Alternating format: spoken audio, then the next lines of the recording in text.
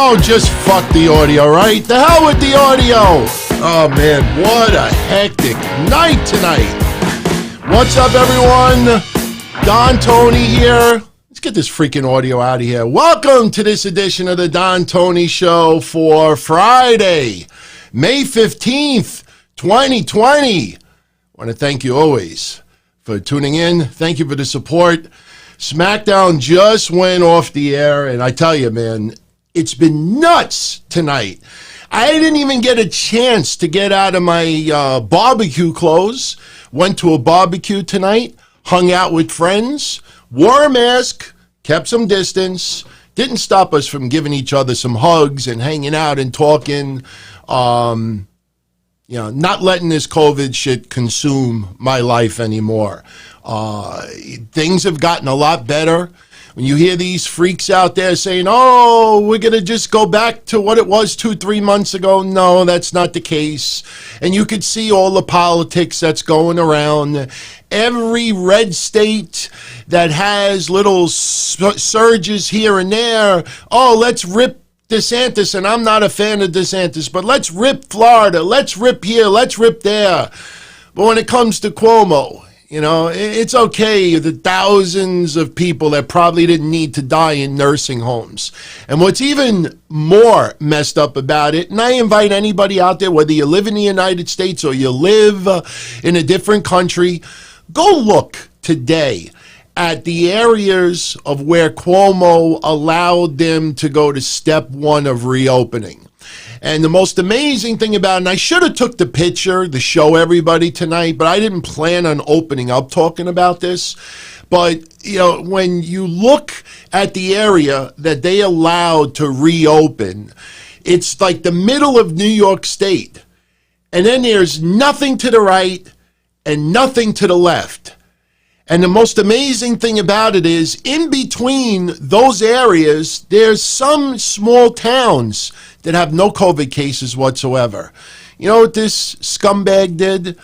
This scumbag made it that if you want to go from Long Island or Queens, New York, and take a drive upstate to go out to a restaurant or something, or if you're in Pennsylvania and you want to go maybe somewhere in New York to go get something to eat, that you can't stop off anywhere. You either have to drive 5 fucking hours or you don't drive at all. When you see little tiny spots that are not open right now, that have no COVID cases whatsoever, this is all political shit. It is power grabs. I ain't having it no more. I'm careful. I clean my hands. I have Lysol, hand sanitizer. I wear masks. But the days of letting this shit keep me down, no. Rojo Bear, I absolutely will talk about what Cornette said. I have it on the queue, ready to go. Maybe we could even open up with that. Hey, we're going to talk about SmackDown today. We'll talk a little bit of AEW. Get into the ratings. We'll also talk about a little bit more with Becky Lynch and Seth Rollins. And, Carmelo, God bless you, my friend. You heard those rapid tests are not 100% accurate. Tell me what in this country, in this world, tests are 100% accurate. You know, birth control tests could go wrong. COVID tests could go wrong. Flu tests could go wrong. AIDS tests could go wrong. There is nothing that is 100% definite in anything. If you are careful and you take precautions, the chances of you getting this are extremely, extremely tiny. Yeah, Jim Cornette. Yeah, he put his foot in his mouth again. See, when I talk about people on social media, usually it's like if you just leave them alone, and they usually end up putting their feet in their mouth. You know, Cornette's on a roll. He's ripping this person. He's ripping AEW. He's ripping Joey Janela. He's ripping Otis. He's ripping this. And you see goofs, they get in their comfort zone. They get in their comfort zone. Oh, Cornette. And then Cornette opens up his fucking mouth about Becky Lynch and insert foot.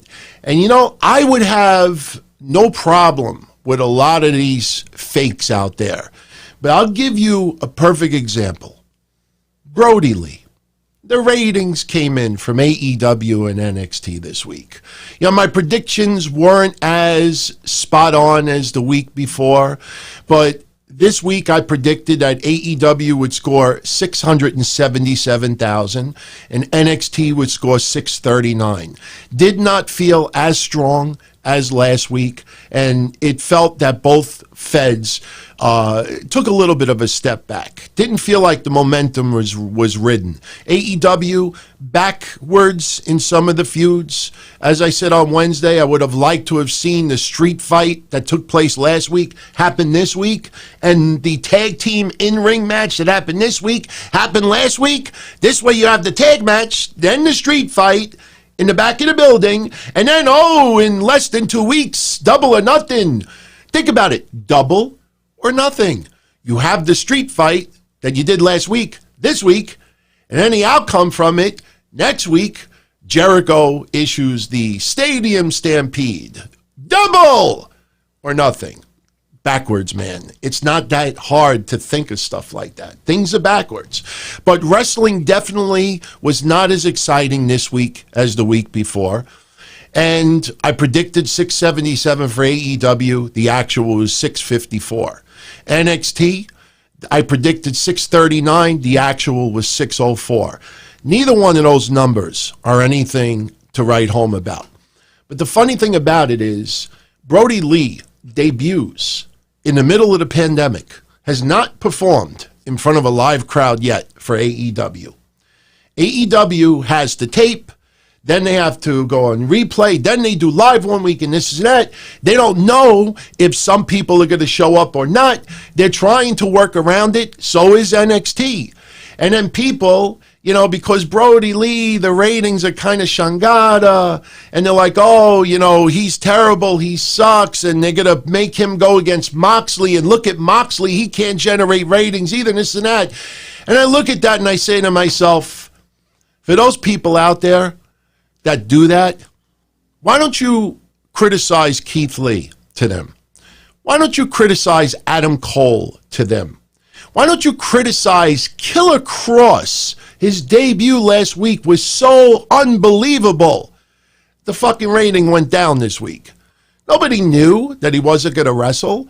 I mean, if you're going to rip certain people, it's amazing. People that people don't like, they'll rip. But the people they do like, they don't rip. Why? Gotta get tweet fucked. Or try. It's kind of like that nerd that always hits on the same girl for 4 years of high school, freshman year, sophomore, junior, senior year, and every time he tries to hit on her, she just ignores him, but he keeps trying anyway. Hopefully one day, it maybe is like a Mandy Otis situation, and she's like, you know what? Why not? You have steak all the time. Sometimes you want White Castle. Sometimes you want to settle for, it's selective outrage. And the Cornette thing is a perfect example of that. Way back when, I used to be a lot more vicious and a lot more careless in my critiques of people. I mean, I remember when Breakfast with Blassie was first started, like 10, 12 years ago. And Cornette was really out there with his comments. I remember one of my intros was like, when Jim Cornette's wife dies, I want to have her brain sent to science, because who in their right mind would marry someone like Jim Cornette? That was part of my intro for like 12 years ago, whatever it was, Then I realized, that's a little bit too over the top. That's a little outrageous. But I mean, come on. You're going to tweet fuck and just rip people, but meanwhile, the people that you cherish are doing even worse ratings. I mean, come on, man. Are you serious? And the Cornette thing is just absolutely ridiculous. Now, let me set up the thing with Cornette. You remember on Monday's show that I was on, we talked about Seth Rollins. And a lot of fans on Monday were a little bit annoyed at Seth Rollins not being part of the Becky celebration. And if you might remember Monday, and if you didn't tune in Monday, I'm not going to pain anyone by playing the clip. But basically what I said on Monday is that when Raw starts at 8 o'clock and it ends at 11 o'clock, there are some wrestlers that you need to stay in character. You need to build that suspension of disbelief. I mean, you look at a perfect example, Shayna Baszler. Shayna Baszler, I watched that network special. I'm a fan of Shayna Baszler. I've been a fan of Shayna Baszler. People could go back to last year, and I was saying that Shayna Baszler was my favorite female on the NXT roster. All right? Sure, she's not charismatic. Sure, she may not mesh well with some people on the main roster because she is more of the NXT performer, and some people on the main roster, Raw and SmackDown, are the entertainer. There is a difference between the performer and the entertainer. So Shayna Baszler, like I said a couple of months ago, she ran into the big red wall. You know, she's trying to push herself as this monster. You know, and WWE thinks, oh, let's have her bite Becky's neck. Okay, you bite her in the neck. What does Becky do right after that? She hijacks a vehicle. She's got to drive to the hospital herself. You know, you got the goof nurse, you know, or the doctor slapping the side of the ambulance like, go ahead, it's good, go ahead, you're good. You know, commandeer, you know, hijack carjack an ambulance. So you just stole all of Shayna Baszler's thunder. That's not Becky's fault. That's how WWE wanted it. So Shayna ran into the big red wall. All right? But now, you know, you see this network special and you see little signs of why, you know, you kind of actually could connect to Shayna Baszler. But you see Monday, how dare she say that about pregnancy? The comment she said about Becky, what she said to Natty, that she did to Brock Lesnar. That Shayna Baszler was the equivalent of Brock Lesnar saying, I don't give a shit about your kids. Shayna Baszler comes off right now as the ultimate bitch. Can't even be happy for his... Same thing with Seth Rollins that I said on Monday. From 8 to 11, Seth Rollins will be the character they're trying to build. And after hours, you will see Seth Rollins write something on social media. You will see him do an interview. And Seth Rollins will be, whatever is real, was it Kobe Lopez? He is going to be real outside of the time frame. And, you know, a lot of people like, no, you can't do that, blah, blah, blah. Well, I don't know if you all saw this, but Seth Rollins on social media, I think it was yesterday, put this up. And it's an absolutely wonderful picture of Becky Lynch with the pregnancy test in her hand.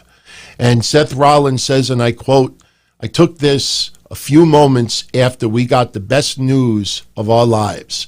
And I don't think could have captured anything more beautiful. I can't put into words how much it means to me. Thank you all for your support over the last couple of days. December cannot come soon enough. That is why on Monday, I'm not softening up. I'm not becoming PC. But, you know, wrestling, it's a form of entertainment. And for some reason, there's a lot of losers online that think that they're part of the form of entertainment. You know, Seth Rollins and Becky Lynch just got pregnant. That is the gift of life. That is beautiful. All right? You have morons out there trying to guess, oh, WWE knew at Money in the Bank that Becky was already pregnant, or WWE knew, or Asuka didn't know, and they're just trying to guess. They're trying to fill in the blanks instead of just sitting the fuck back and saying, you know what? Congratulations to both of you. You got morons out there. Oh, Becky Lynch lost to the small package, or you know, Seth Rollins joke here, joke there. It's just there are so many people out there that, you know, okay, Becky Lynch is pregnant. Seth Rollins is going to be a dad. They're going to be proud parents. Everybody's talking about it. So I got to make 1, 2, 3, 5 jokes, stupid comments, making fun of the Becky Lynch, and I'm trying to sound like the Count from Sesame Street, but I sound like I'm Jewish. Give me a filter fish. Joke, joke, joke, joke, joke. Stand-up fucking comedians. When they apply for pandemic unemployment, when they ask, what did you do before? What do you say? I was a comedian. So what happens? They gotta be part of that goofiness where you can't just sometimes take a step back and say, you know what? God bless both of you. And that's why most of the morons online that do that shit either A, have no children, or B, have no relationship. Because honestly, if I had a partner, man or woman, next to me, and I wrote some of the stuff that people thought was fucking hilarious out there, that person would turn around at me and just, what the hell's wrong with you? What are you, stupid? How old are you?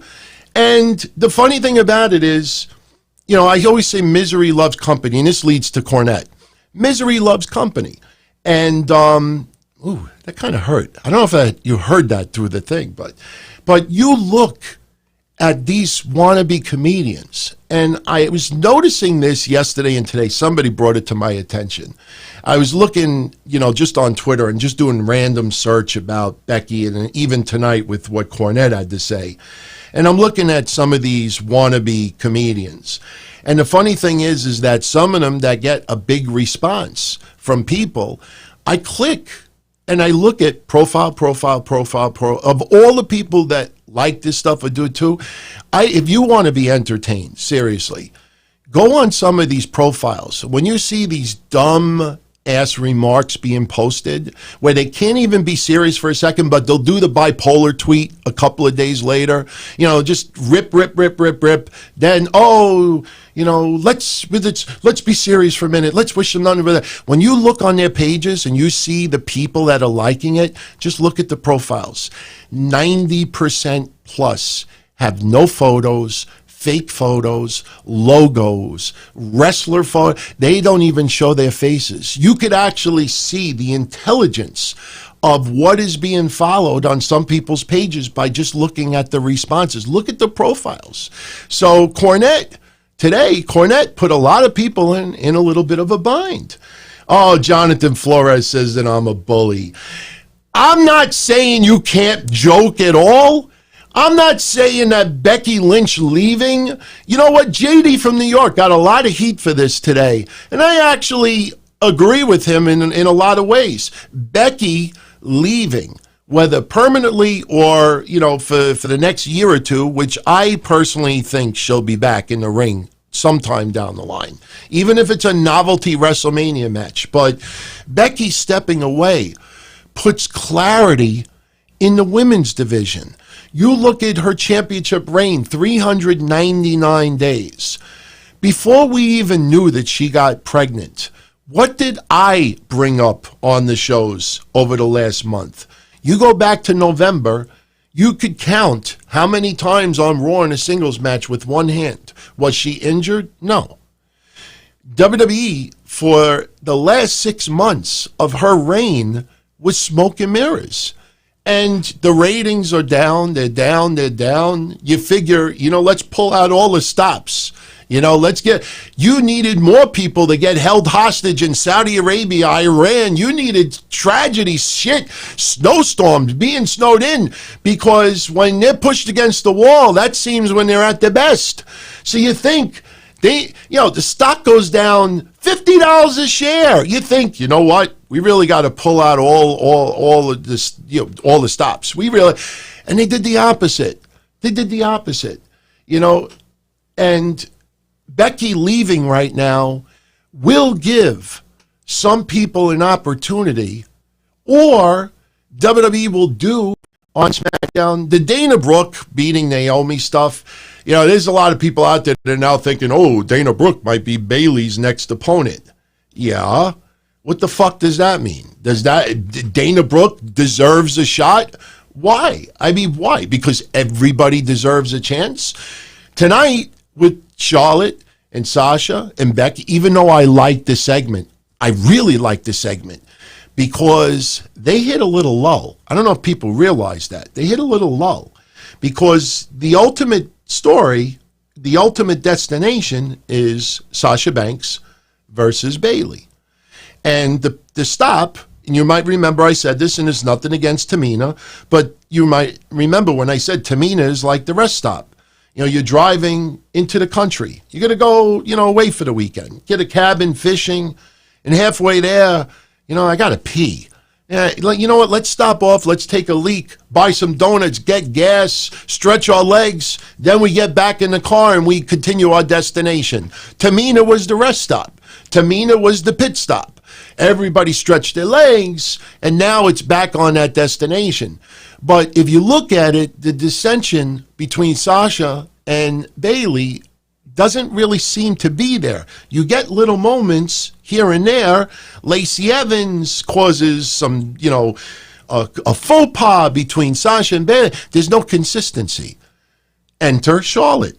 Charlotte, wise ass, great on the mic, could really provoke a fight between the two happiest people on the earth. You and your significant other could be in the most wonderful relationship right now. And you bring Charlotte in your house, something tells me that Charlotte will just say a couple of words on the mic, and then before you know it, your significant other's like, the hell's wrong with you? And you're like, I didn't do nothing. She's just provoking stuff. So that's what worked today with Charlotte. Charlotte just put that ultimate feud back on the path. WWE's idea, obviously, but if you also look at it, it's like the New Day being tag champs or the Usos fighting the New Day. We're right back where we were before. The 4 horsewomen, -1, but that is their comfort zone. And that's where we have to wonder. Asuka is the women's champion on Raw. Where does this go? Is Asuka now the big baby face that doesn't speak much of English? But, look, I've been saying for months, she's the MVP of the empty arena for WWE. Charlotte today, wise ass, but Sasha Banks and Bayley kind of felt like they were the heels in this. Is Charlotte now suddenly, like old Ric Flair? Ric Flair used to be a heel. In fact, I'm kind of revealing my age right now, but, I got to see if something works. Oh, you know what? Nobody did anything super chat yet, so that's why. Oh, I'm just curious to see if this thing works in the background today. I tweaked around with it a little bit, and we'll definitely do some Q&A in a little bit, and I'll lead to Jim Cornette right now. As you can see, I'm going back and forth a little bit to try to like hit 2 birds with 1 stone. But you see, Charlotte right now is a little bit vintage Ric Flair. I remember as a kid, and I'm sure some of you out there have seen this, older, if you haven't, look it up and you find it, it's pretty cool to see. There were times back in the day in the 80s, wrestling magazines, they would have like these pullouts. And I know Pro Wrestling Illustrated still tries to do it, but now it's garbage because it's just typing. But what some of the magazines used to do is they used to do like a top 5 or a top 10, and it would show like the WWF champion, and then it'd show like the top 5 contenders, and they'd do the NWA and then do AWA, and then they would get to most popular. And usually the most popular was like Dusty Rhodes, Mil Mascares, or a few others. And once in a while, you'd see Ric Flair on that list. But when it came to the most hated, you would also see Ric Flair on the list. So Ric Flair was one of those rare wrestlers where you could open the magazine, look at the top most hated and the top most fit, most loved, and he'd be on both lists. So, what's up, Guardian Chaos? But so that's could be where they're going with Charlotte. But, now with Becky being gone, and this is where I agree with JD, this gives a little bit of clarity that, the Man Show, I know that used to be a TV show, the Man Show no longer suffocates in a lot of people's eyes the Raw Women's Championship. Shayna Baszler, it wasn't Becky's fault. This is how WWE chose to go with it. Shayna Baszler had momentum, and she ran into the red wall, the red-headed wall on Raw. So now with Becky gone, now you don't have that cloud. And I'm not saying it is a negative thing. I'm saying that you don't have to worry. that you see like the tag team division on SmackDown. I have nothing against the New Day, but I think everybody will agree that for the last 2-3 years, just when you thought like the Usos and the New Day are going to go their separate ways, respect in the ring, respect, and then they go to separate ways, when the tag team division hits a lull, suddenly you saw the Usos and the New Day fighting each other again. The New Day, you know, yeah, they've had a lot of title reigns. You thought, okay, now WWE will put them aside and start giving other people a chance to not only win those belts, but keep them for a while. And they don't do much with the tag team division. It hits a lull. And then what happens? You know, they give it right back to the New Day again. So, you know, that's what they do. That's in their comfort zone. So with Becky gone right now, do they finally do what they didn't do with the tag team division on SmackDown, and do they now start focusing on other women and building? Now they have no choice. It's Becky, you know, she's gone. She's preparing for parenthood. You know, once she has her child and, you know, she's taking care of the kid for a little while, then there'll be a decision if she comes back or not. Whatever her decision, absolutely respect it. You know, as much as we're wrestling fans, you always got to put real life above it. And this leads to Jim Cornette. And thank you very much, my friend Ghost Crusaders. Everyone out there, if you're enjoying the show, I would really appreciate it if you could hit the like button, because it does show up as a recommendation for other shows out there. Yeah, who put this with the comedians hit the like button? Did you see that on Wednesday? Ghost Crusaders did that too. Wow. I got to see if this new little feature in the background works later. I'll hit it later. But did you see that Wednesday? You know, I triggered some people online. They know who they are. You know, it's nothing personal. I don't hate anybody. You know, when people, you know, annoy me, I just say, okay, no problem. I don't know if you heard about this. 225 Don Tony. You know what that is? That is going to be the new phone number for call-ins. I said earlier this week, starting July, take calls on the solo shows. Before any controversy, the reason why calls likely will not take place on Mondays is because my second computer is used to take Kevin Castle's Discord audio and feed it into this show. So outside of the Monday show, I can now use that computer for the source of calls. So I have already got the number, 225 Don Tony, and I don't know, is it 225-366, I don't know, 8639, something like that. Anyway, Shaheen Nuclear Heat is going to make some banners for me. We might test it out next week. If not next week, the week after for sure. So calls are coming earlier. Not only that, I've had a lot of people asking me to maybe add some additional content. So I'm looking into possibly Daily Don, which means a show every single day on YouTube. Probably lean towards 6 a week. What that will do is it allow Monday to end a little shorter, Wednesday to end a little shorter, Friday end a little shorter. And I don't mean 45-minute shows, but it could spread out the time a lot better. And why am I doing that? Number one, because a lot of you out there want it. And number two, to those haters out there, the best revenge is success. But you had to see Wednesday, man. Before I even got to say any words, you know, dislike, hate. Even had to block a couple of people. You know, unfortunately, I have no moderators in this chat anymore. I had 2 or 3 people that offered to help, and then they disappeared. You know, so I don't mind doing it myself. At the end of the day, you got to go with who you trust the most, and that is yours truly. And let's also be honest, you know, especially on a Friday night, you don't expect everybody to be home. So, yeah, you know, and so that's what we're looking forward to. Going to take calls by next week or the week after. Going to launch another show or two.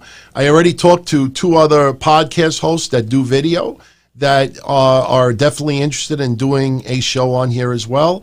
I'm definitely looking forward to this. This channel is going to blow up into something huge.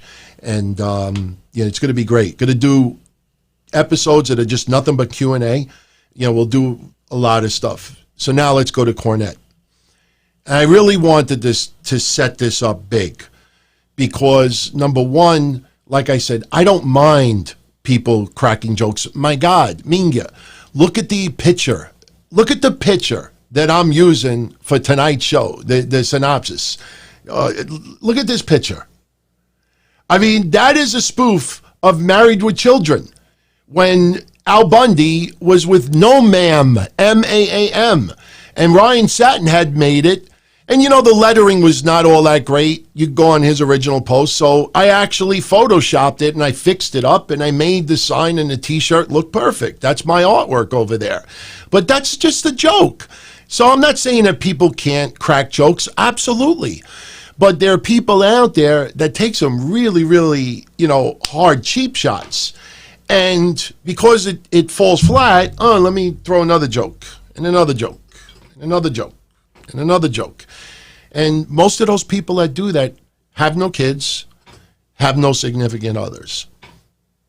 It's a shame because the gift of life, marriage, relationship, job, anything positive, you almost feel like, there's people out there that always try to shoot it down. They're bitterly jealous. So they hide it behind jokes. Oh, just kidding. Just kidding. Jim Cornette was not kidding. Jim Cornette was not joking. I heard everything that he said. Now, I have nothing against his host. I don't know this guy all that well. But when I listened to this guy closely, I don't know if he's intentionally trying to be controversial or stupid controversial. And I'll give you an example. When they were talking about the Becky pregnancy, they talked about how Raw opened up and Becky had an announcement, this and that. And he said that what's the guy's name? Brian Last. He actually sounds like a cool guy. I'm not trying to criticize him. He's not a schmuck or anything like that. But he does this a lot. I don't know if anybody's noticed it. Like, he brought up how the rumors Monday afternoon, there was a lot of different rumors, and one of them was that Becky was pregnant. And he says that, but then he adds, really don't, we don't know if it's actually this or it's actually, no, man, it's a fucking, that's the fact. But like, he was about Oscar, we really don't know if they, I'm like, there's no controversy there. People speculated that she was pregnant. I had said and a lot of others, let's wait until we hear it out of the horse's mouth herself. But to try to throw that, well, as far as we understand that this is 100% legit.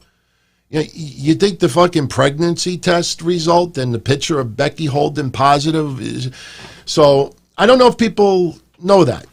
So they're talking about what happened on Monday. Now, I don't know who typed this part up. I can't play a clip from his show because I don't want to take any chances of getting any flags on YouTube for copyright. I understand you could take a couple of seconds here and a couple of seconds there. I have a little clip here of something else that I'll show you later when the time is right. But, I don't want to take any chances, especially when I say that Jim Cornette could care less about me. Jim Cornette, he is a legend. He's a Hall of Famer. I stuck up for him with the bucket of chicken stuff because I found 5 different sound bites of Jim Cornette saying that very same remark over the last 25 years. Joke is stupid in 2020. It fell fucking flat, but I still stuck up for him. But now, because he doesn't care about me and I'm not looking for a tweet fuck, I'll say Jim Cornette once again proved why this guy, although great manager, although great Hall of Famer, although entertaining on the podcast, he's a fucking moron. In my opinion, he is an absolute moron. Very douchey to say this. And when talking about the Becky Lynch pregnancy, and this clip on YouTube is like 25 minutes long, but somebody typed up 2 paragraphs that pretty much summed it up.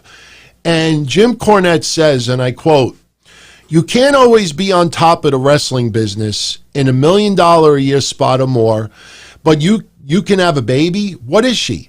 Can she be 30? She's 33. Well, she's got many more years before the fucking easy bake oven gets shut off. She can have all those problems like a descended stomach and stretch marks and hemorrhoids and hormone problems and mood swings and all those other joys of motherhood later on when she ain't making $1 million a year. She's got plenty of time left. What would you do if your wife came home and said, instead of making $1 million a year, I'm going to basically being a raging bitch for the next 9 months and then give you more shit to worry about around the house? Seriously. I don't even want to read it again. You could just rewind this and look at it for yourself. That's not a joke. That's not funny. He is the David Koresh. He is the poster child. He is the representative of every low-life, anonymous, insecure, lonely goof on social media that likes to joke and insults and this and that, and they come off like, oh, like I'm the man. And then you look at their profile and they're so embarrassed of themselves, they can't even, there's a fucking logo. There's a symbol. You know, there's an old picture. There's no picture. There's nothing. And that's what you got. They're fucking, and the worst part about it is Seth Rollins, Becky Lynch, happiest day of their life. And this fucking guy, all he could care about is contracts, money. He, in the conversation I heard earlier, you know, Vince must be fuming and this and that. You know, some people try way too hard to be controversial. And Jim Cornette, obviously, because he's a Hall of Famer and he's a great manager and he's done so much to entertain us over the years in wrestling, that doesn't give you, you know, carte blanche to just be the absolute dickhead asshole. Seriously. The thing that's hilarious about it is he despises Trump. And I respect that. Mick Foley can't stand Trump. I fucking love the guy. I have a lot of friends that are tuning in right now that absolutely despise the man. All right? But we respect each other. And you would think that if you're going to say so much outrageous stuff about Trump and others, that you would kind of come across as maybe a more intelligent person, somebody with half a brain, and talking about hormones and she's got many years left before the oven is closed. You know, there's no fucking excuse for that. You know, the guy might be funny telling a vintage wrestling story. He might be funny on Dark Side of the Ring. He might be revealing. He might tell some great stories, and he's a wealth of knowledge. But at the end of the day, when you see things like this, it just shows you, you know, I almost think back to 12, 13 years ago. When Jim Cornette's wife dies, I hope they donate her brain to science. Because I don't know who the fuck in their right mind would marry somebody nuts like that. Because it can't be, it cannot be that this guy, you know, just does it on the podcast. And it's just character and this and that. You know, it's just totally disrespectful. Again, I think Becky Lynch leaving gives an opportunity for some other women, as long as WWE does not, you know, fall into that comfort zone with the three horsewomen. But Jim Cornette, you know, look, everybody out there says some outrageously stupid stuff. I do it. Everybody does it. You know, but when you go on and on and on and on, and this is like, there's just no explanation for it. There's just none. And I just thought, man, you know, it's so disappointing because this guy, when you try to get behind him and you think back of all the stuff he did that you enjoy, and then you get something like this. He can't stand Trump. He hates Trump supporters. I got news for you, my friend. you ain't fucking any better than anybody else. You know, the guy just shows. He's just, you know, I can't even explain it. That is just an absolute dirtbag move. And the funny thing about it is, and this is the great part about it, and this is why I opened up bringing up the social media. There are people out there that just love to gush about Jim Cornette and will not have the balls to call this guy out, or they'll talk on both sides of their mouth and try to not necessarily justify it, but say, well, you know, when you think this, or anybody that criticizes Cornette is a white knight. I expect white knight to return over and over and over. I got news for you. I don't think anybody right now that is livid at that remark is a white knight. I'm not a white knight for Becky Lynch. I'm a fan of hers, and I've said repeatedly, was the most popular woman on the women's roster. But just because you think those comments are absolutely disgusting and you call out Cornette for it, you know, that doesn't make you a white knight. White knights have a resume. You know, when you apply for a job and they say you need a minimum 10 years experience and blah, blah, blah, blah, blah, and you send your resume and you have to have 10 years, it shows all of the things. White knights aren't based on one reaction of what one person says. It builds over time. It builds over time. And you could see people out there. My new favorite word, stands. My new favorite word. Oh, Brandon Foley, what's up, my friend? Shout out to you, my brother. You know, we have the patreon.com/DonTony. And for some reason, I think I accidentally closed my list over here. That's all right. That's okay. I closed my list, but I could pull it right back up. Let's see. Yeah, Brendan Foley, man. Brendan, is that really your last name? Papagiorno. That sounds like pizza. Seriously, I wanted pizza tonight. I went to a barbecue with my friends, had some nice steak and hot dogs and hamburgers. But that's not, and I'm saying that with a compliment, man. That sounds tasty, man. I'm gonna have some Papagiornos tomorrow. Papagiornos. Come sta? Vinica. So shout out to you, my friend. And okay, Ghost Crusader says if I need a mod, I need more mods so I can remove trolls in the chat. I got news for you, Ghost. I do monitor the chat while I do the show. If you see trolls out there, definitely let me know. And, you know, I will rid of them. I mean, all I got to do is just hit a couple of buttons. It's just that I try to keep the flow of the show going.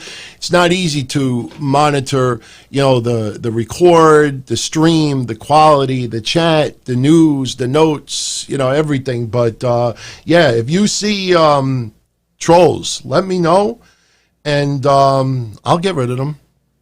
Absolutely, man. I got news for you. You know, maybe one or two of you could be my moderators. Seriously. I trust some of you out there, you know, and if you do anything foolish, then I'll remove your ass, you know. Speaking of removing, didn't really want to segue it this way. But look, at the end of the day with the Cornette stuff, you know, look, everybody has a right to their opinion. And again, I don't mind lighthearted jokes about Becky and Seth Rollins. It's just some people out there are just absolutely heinous about it, that, you know, are ecstatic that she is gone and making really, because they don't like Seth Rollins, will just say so, you know, and it just really just reveals the insecurities of some people out there. There's one way to joke, and there's some people out there that just totally don't even get it. They don't get it. And not everybody was a Becky Lynch fan, obviously. We've discussed that many times in the past. But for this guy to come out there and, you know, you just think about all the compliments that everybody gave. And I have a feeling that a lot of you out there, when all these comments were coming out, everybody wishing him nothing but the best, I think a lot of you out there probably said to yourself, okay, Cornette's probably going to come out with something insanely stupid. And there's a couple of people that fall into that category. No, man, he's just totally shallow, stupid. I understand old school and not liking some of AEW's content and some of the wrestlers there, and he gets into feuds with some people, and he does make points, but there's no defending that. That is just garbage, asshole material. You know, two people love each other, wanted to become parents. They go out there and say this is the greatest moment of their life, and all you could think about is contracts and money, and they just, no. Seriously, the guy's just, I am a loss for words. I don't understand people that are that well respected and well liked that could come out with such douchey, dumb, ignorant, shallow, just moronic stuff. And the funny thing about it is, I Googled his wife earlier today because I wanted to make sure he was still married. And I was wondering if he had any children either. Because like I said, on social media, most of the comedians have no significant other and no children. I wanted to see what Cornette had. I looked at his wife. I guess he's married twice. And I said to myself, I looked at his wife and I said, it amazes me that people have not tried to go there towards him about his wife for various reasons, but I will not go there, because I don't know anything about her. But I'll say this, I guarantee you, if all of us started taking shots at his wife really, really hard, he'd probably want to punch each one of us in the mouth. So if it's not cool for people to do that to his significant other, I don't think it's cool for him to do that to Becky and Seth Rollins as well. So, John Lane, I sound obsessed? No. I wanted to talk about it because it's the number one fucking thing to talk about today. Do you want me to talk about Otis for 20 minutes? Oh, yeah! Obsessed? I could give a flying fuck about Cornette. I care about me. I care about my family. I care about everybody that's tuning in. I have no obsession. Why would I be obsessed with Jim Cornette? Why? There's no reason. You don't like that I got into this topic for 10 minutes or whatever it is. So, there's not much to talk about, my friend. Seriously, if you look at the last 48 hours, we already brought up the AEW rating. We already brought up a couple of other topics. SmackDown, I'm going to get involved in a moment. But, the number one female in wrestling, I'm not saying talent-wise. To me, Asuka is the number one female. Oh, no, actually, Charlotte's the number one female because of the mic skills as well. Charlotte's number one, Asuka's number two. I've been saying that for a couple of years now. But as far as money, attention, notoriety, just expansion into entertainment, Becky Lynch leaving and possibly leaving for good or coming back not for a couple of years, I think that is probably the biggest story to talk about this week. So that's why I bring it up, man. That's why I bring it up. So I only have a small pocket of time to make $2 million a year. I got news for you, my brother.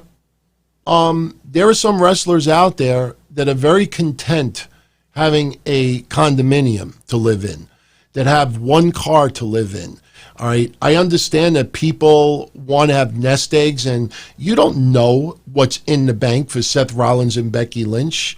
I'm old school. I always believed, because of me being Italian and my way my parents were, my grandparents, and a lot of my relatives, we always believed in, the guy works and the wife stays home, takes care of the kids and work. And sure, things have changed. My fiance works. But the thing is that you make it sound like that now they have no income coming in whatsoever. There's a lot of royalties.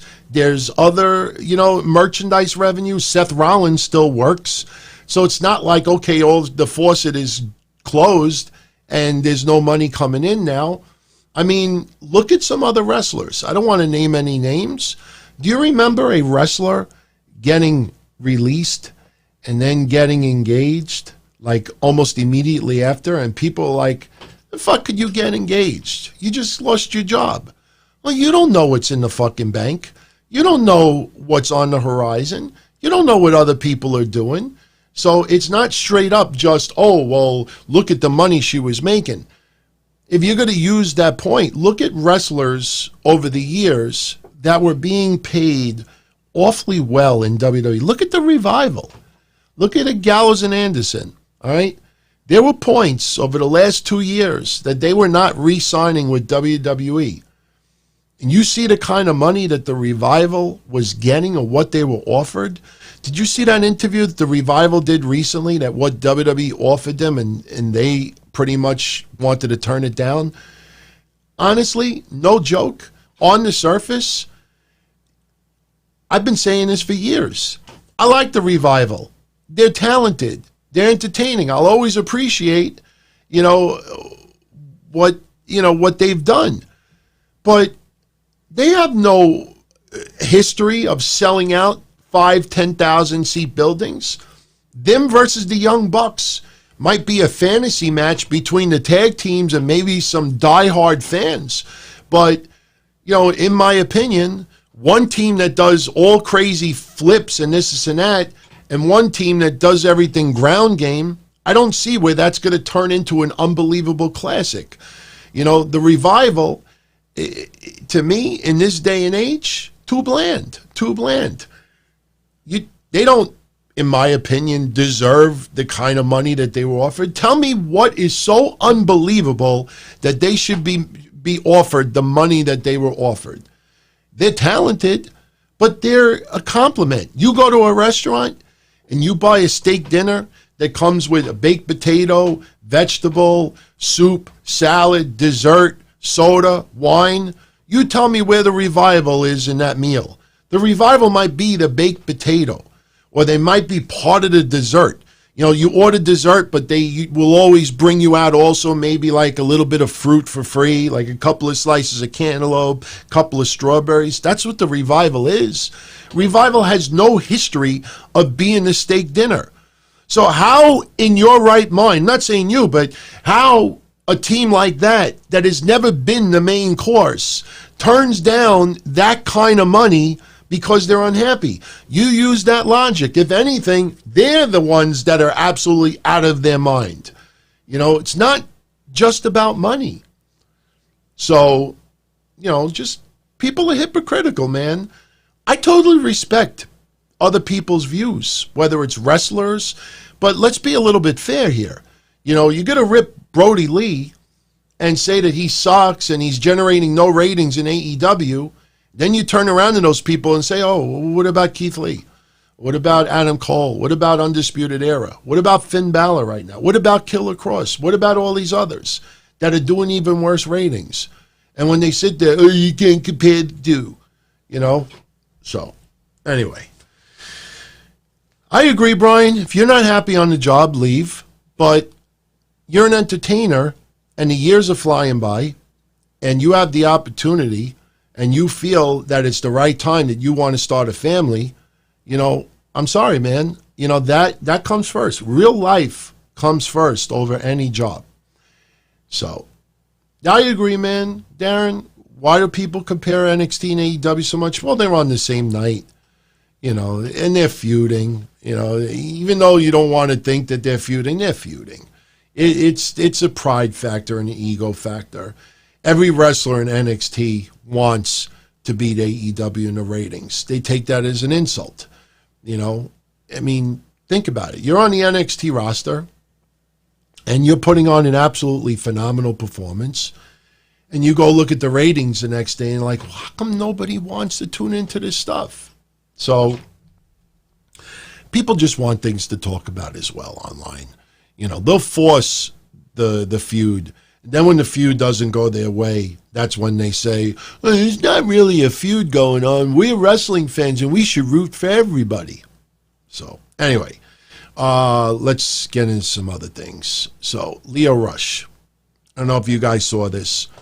You might remember this not too long ago when Lio Rush, was finally getting some momentum in the Cruiserweight division. Mark Henry, several months ago, was talking about Lio Rush, and Lio Rush, he was trying to give him some advice. Lio Rush was complaining that he didn't have, money in his pocket as Mark Henry. So I think Mark Henry was being more like, figure of speech than anything else. But Lio Rush, basically, felt that he should have made more money. And when Mark Henry went on his podcast and was talking about how, if you don't have money to pay for a hotel or pay for transportation, that maybe you have to budget your finances a little bit more. And this got into a little bit of a back and forth, and I know some people tried to bring the race card into this, even though they're both black.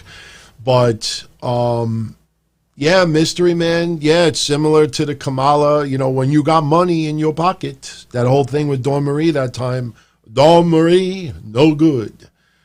That was sad. That was sad to see that. But apparently, over the last couple of days, this heat between Lio Rush and Mark Henry has rekindled a little bit.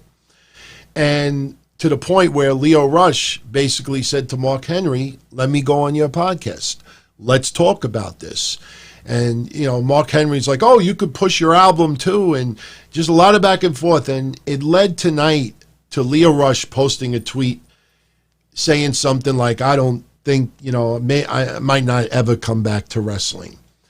And, look, Lio Rush is getting a lot of friction from fans out there, because when you make a comment like, oh, I may not ever go back to wrestling, it could be interpreted like, all right, people do that sometimes because they want a whole bunch of people to gush over them. No, you're much better than that. And Shad Gaspard I have a hell of a lot of respect for. And he basically was giving a lot of compliments to Lio Rush. And, he'll get through this. He is extremely talented, but more importantly, everything that Lio Rush has built up in his career, he's done it because of hard work and determination, not because he got favors, not because he's black, not because he blackmailed anybody out there. He did it from hard work. And, you get into these lulls in your life where you're not happy about a lot of things. And, in my opinion, because a lot of people wanted me to bring this up today, my thoughts on it. And again, most of what I say here is opinion shows. The Cornette thing, I guarantee you some people will agree with Cornette. Lio Rush, some people will take his side. Some people will say Lio Rush is just looking to, get tweet fucked or whatever it is. Personally, Lio Rush was one of the wrestlers, and I think a lot of you will agree on this. Lio Rush was one of the wrestlers that when April 15th went down and WWE let go so many, he was probably one or two on my list of people that surprised me the most. Because you look at Lio Rush back when he was with Lashley, and you remember all the bullshit that was surrounding Lio Rush in the locker room and his wife there and this and that, and then you saw him win. And I invite anybody out there, go back to the night he won the Cruiserweight title and listen to what I said opening up that show. It felt like the culmination, the pinnacle of all of the hard work that Lio Rush put in to turn his life and his career around. I was so freaking happy for the guy. So he was one that you felt had momentum. And for some reason, WWE still let the guy go. So in my opinion, I don't think Mark Henry should be bringing this out in the open. Mark Henry is a locker room leader. Mark Henry truly looks out for everybody. But, after several months ago, bringing that up on his podcast and then bringing it up again and then going back and forth. You know, I don't think that dirty laundry needs to be out there, entertaining or not, on a podcast. And Lio Rush right now, I don't blame him. I don't blame him. Thunder or blunder. I honestly, I'm looking and I do not see. Oh, wait, whoa. I definitely have it here. I will definitely pull it up. I didn't forget about anybody, but I was just in the middle of the Lio Rush. But yeah, no. Look, I said this earlier, Thunder, on Twitter. You know, Johnny Ace stories. I never worked for Johnny Ace. I never wrestled for Johnny Ace. So as far as backstage stories, you know, there's not much for me to tell. But I'll bring up a couple of things a little bit later, towards the end of the show. But back to Lio Rush. You know, I don't think his tweet saying that he may never come back to wrestling, I don't think that was just to get attention. You know, social media in many ways is extremely toxic. You know, I always bring it up. Look at Michael Elgin. Michael Elgin, I just last week or the week before was praising him for that interview he did with Josh Matthews and Impact, why he can't be there. And apparently he's going through a lot of dumb shit on social media as well. And, you know, Mike Elgin is basically saying, like, there's a lot of social media that just doesn't make wrestling fun. And again, that's because there's so many people out there that have to try to be the entertainers themselves, that they got to put themselves in the same sentence. And not only that, this was something I posted earlier today. You know, I was in my office today, and around 1 o'clock, I was going to leave to go get McDonald's, get some hamburgers. You know, I can have hamburger, you know, I can't have bun or ketchup or anything. I was going to get some McDonald's, you know, and I walk out of my office. And when I walk out of my office, there's a clothing store right there, and I'm friends with the owner. And as I'm walking by, I see two cops walking the other way.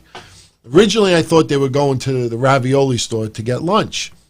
And I see them walk into the clothing store.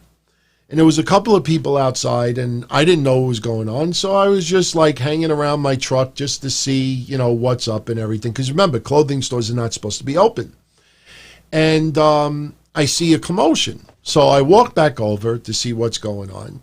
And I hear, you know, the owner crying that the only reason why she was open was because she, over the last week, was home sewing masks. And she's not working right now. She's got rent that's late, bills that are late. She's a single parent with one kid. And she went there today just to sell masks. Somebody called the cops on her. And she's like, you know, please, I can't afford a fine. All I was trying to do was sell masks. You know, if I'll close, I'll lock the door. And you know what the cop did? I swear to fucking God. Cop bought a mask. He said, oh, this looks nice. I'll take a mask, but you got to go home. So I posted it on social media. I thought that, you know, because, look, there's a lot of asshole cops out there. No doubt. No doubt there's a lot of asshole cops. There's a lot of good cops as well. And this was a case where an NYPD officer, you know, went to tell someone, you got to close your store. You're not allowed to do anything today. And she's crying, begging for no fine, and he bought a fucking mask. Do you know, I posted that, and it got almost no attention. And I said, this is exactly what I mean about social media. If I would have posted the opposite, if I would have said that the cop fined her, closed the stuff down, they got into a confrontation, the cop arrested her and this and that, you would have had hundreds of people on social media saying, oh my God, she's just trying to get some money for her kid and bills and this and that. But because the story ended positive with the officer actually buying a mask, like, everybody stays away from it. And that's pretty much what happens with Elgin and others. It's like, if you have a good story or something good about yourself, an announcement, some positive story, there are so many people online that are bitter, that hate it, because their lives are not so spectacular right now. And I get it. You know, it's a rough ride for everybody out there. But when you see misery loves company and things that might, you know, just cut. And the funny thing is, if you post an animal video, oh, found this stray dog, would not even come close to me. I put my hand next to it, but I gradually put my hand and oh, look, he's letting me see, I'm not bad. Oh, let me put this saucer of milk. And everybody fucking gushes. Oh, that's the most wonderful thing in the world. And you wonder why Elgin and Leo Rush and others they're brought down. It just puts people in such a sour mood, and it sucks. It absolutely sucks, man. It's not even hard times. And by the way, I said this earlier too. If she opens again next week to sell more masks, I'm going to stream. I'm going to take my phone out. I'm going to connect live on Twitter. I'm going to show everybody the masks, and I'll probably buy like 10 or 20 of them. And if you guys want to buy it, I won't mark it up any price because she's got like a sign there. If any of you want to buy the mask, and the money will go directly to her. But Guardian, I talked about the Road Warriors Dark Side of the Ring on Wednesday. I got into it. I thought it was fine. Didn't learn much at all. You know, it's the Vice series is something definitely worth watching, but people just gushing beyond belief over it, you know, I don't get that. And next week, they're going to do the Owen Hart one, which I honestly don't think I'm going to tune into, because I kind of mentioned this Wednesday, and then I saw the Martha Hart interview that was done. Might have even been with Jericho. I don't know who she did it, but I was reading some of the transcript online. And she was basically on one side of her mouth, she was saying that, I've forgiven everybody, and, you know, just the way people put me in this situation, or the way people treated and this and that, like I've totally forgiven everyone, and, you know, I'm not upset anymore. And then on the opposite side of her mouth, she's talking about how, you know, to this day, you know, I still don't talk to these people and this, but that's all right. Like, it's going to give people tears next week. It is a tragedy, and you're going to see people talking about all the ribs that Owen did. Owen Hart, you know, I don't know him personally, but he is one of the most beloved. You see over the years, somebody dies, but when they were alive and you were a wrestling fan during their career, you never ever thought they were getting the world championship. But then they die, and as the years go by, oh, blah, blah, blah, blah, he was destined to be world champion. You know, you get people pass away as the years go by. Oh, he was so loved. And there's some people that fall in that category. Eddie Guerrero, Owen Hart, and others, you know. But you'll have people tell these stories next week that will put a tear to your eye. It will put a tear to their eyes. But I also feel that there's going to be a lot of haterade being drunk next week. You know, there's always going to be that debate if the show would have went on or not. You know, Owen Hart, afraid of heights. The fuck was he doing up there in the first place? You know, nothing is going to change history. Nothing is going to give anybody any more closure. Everybody misses the guy. Everybody cried that time. It's one of those, you remember where you were, what you were doing, what you were wearing moments. And it's terrible. Because people will point the fingers, and you know what's going to happen next week. Next week, it'll be rehashed, and let's also be honest here. I'm not trying to stir some shit up, but brawl for it all, oh, bash Vince McMahon. Well, you look at that. It's followed by Jimmy Snuka. And what happened with Snuka? Bash Vince McMahon. And, you know, so people don't think this is a Vince's evil thing. You know, we'll just throw Herb Abrams mixed in as well. And then it's, oh, could you believe Vince fucking made Road Warrior Hawk do the drunk thing? evil motherfucker. Now it's culminated with Owen Hart. Seriously. You know, a lot of what you see, a lot of people know, but it also feels that some people, you know, are trying to change a little bit of the views. Because remember, there were a lot of people that were sued over the Owen Hart tragedy, from the harness company and everything, and we will never know. We will never know what caused what. People thought he slipped. People thought the harness broke. People thought this. People thought that. You will never know the answer. But I guarantee you, next week, you will see people tweeting all night long on how they know the answer. They're convinced, blame this person, blame this person, blame this person. And, you know, there's nothing wrong with coming up with another documentary. I always use the John Gotti example. I've seen 15 John Gotti documentaries. And the reason why I always keep watching them when they come out is I want to see if any additional footage comes out. I see the fireworks on 101st Avenue. It brings back memories, you know, when I had the opportunity at time to go to the Fish Club and all that. So, and I try to see if any familiar faces pop up in the videos. But, you know, I know that, you know, this is what happened and that's it. But the last documentary, it's on Amazon Prime right now.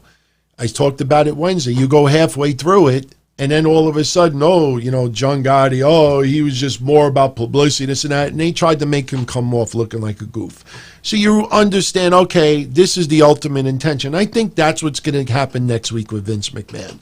You're going to see so much Vince McMahon bashing next week, or they'll try to blame it on other people as well. And sometimes, you know, it's the dark side of the ring, but, you know, some topics, you want to be left with a smile on your face. You don't want, you know, you don't want to be left with, you know, being teased. Oh, we're telling wonderful stories about when Owen ribbed, and oh, that's funny, that's hilarious. Oh, you teary-eyed, you miss him and everything. Man, it's the I can't believe what happened to him. And then when you are at that emotional, you know, down of, you know, my God, he was taken from us way too soon, and then bam, stuff with Vince. It's kind of like this. I joked about this on social media.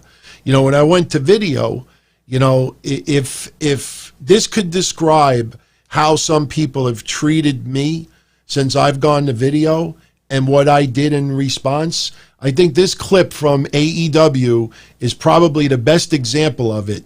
All right. That is social media. Orange Cassidy is social media, and this is how I handle. Bam! That's how I handled those goofs. The ones that had nothing but shit to say out of nowhere. Fuck you! But that's pretty much what's going to happen next week. They're going to do the ribs. You're going to have all his emotional thoughts about Owen, and then all of a sudden, boom! Fuck Vince McMahon, that motherfucker. That's what you're going to get.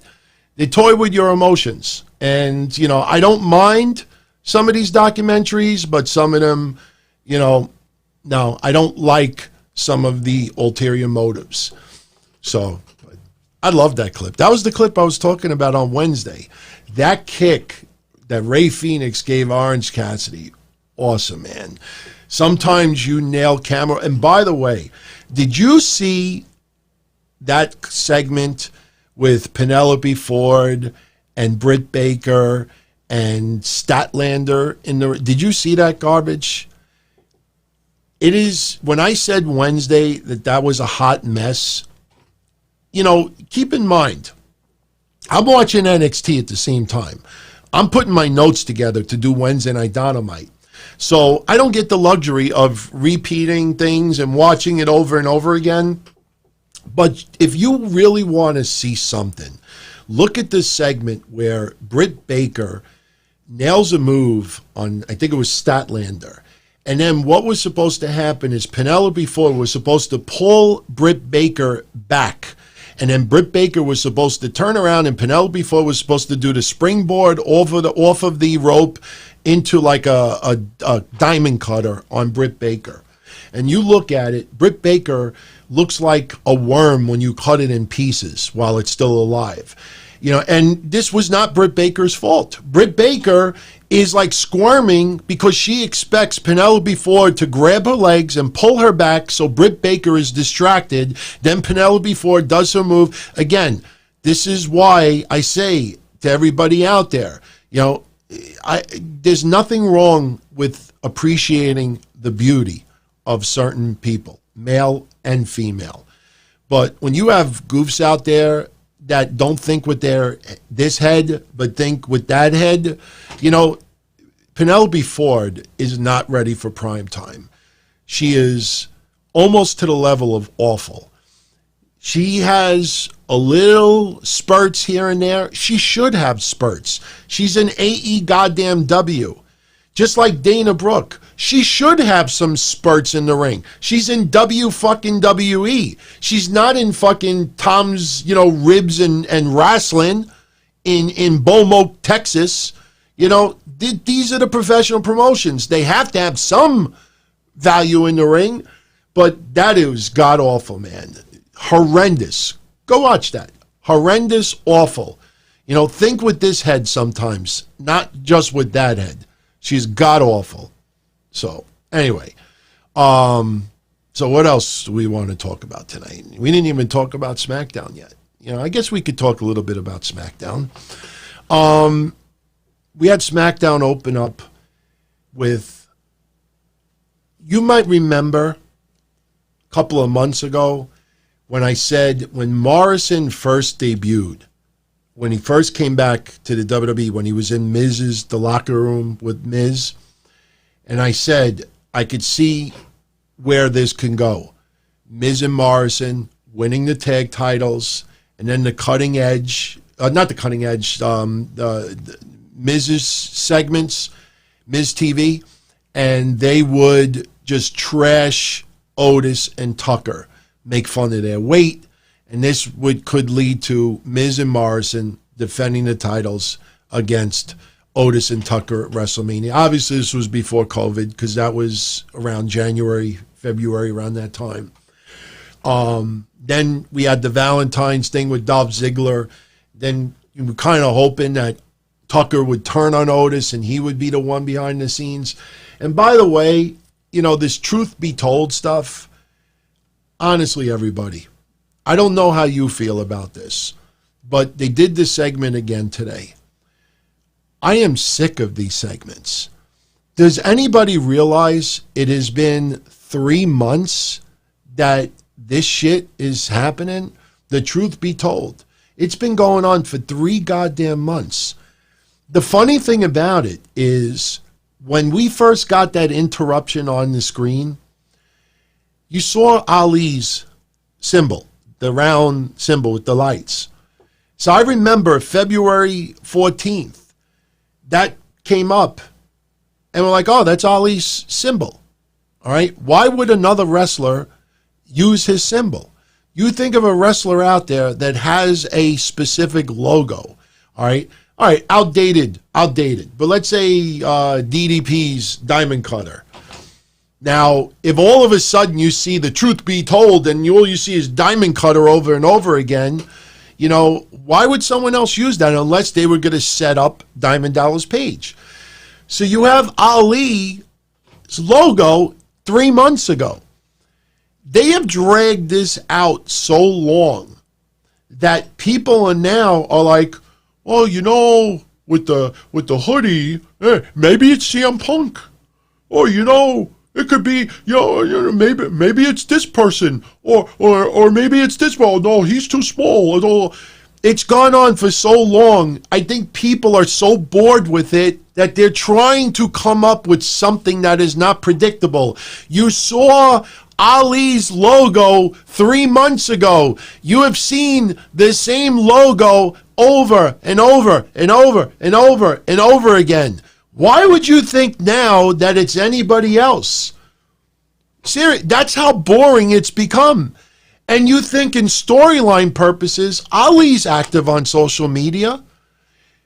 I mean, if Ali in storyline was not part of this, don't you think common sense in storyline, Ali would be on social media talking about why is my symbol in these segments. Again, people aren't going to go into business for themselves as an entertainment company. But, let's not treat us like we're 5 years old or in some type of hospital somewhere, brain dead. It's fucking Ali's logo.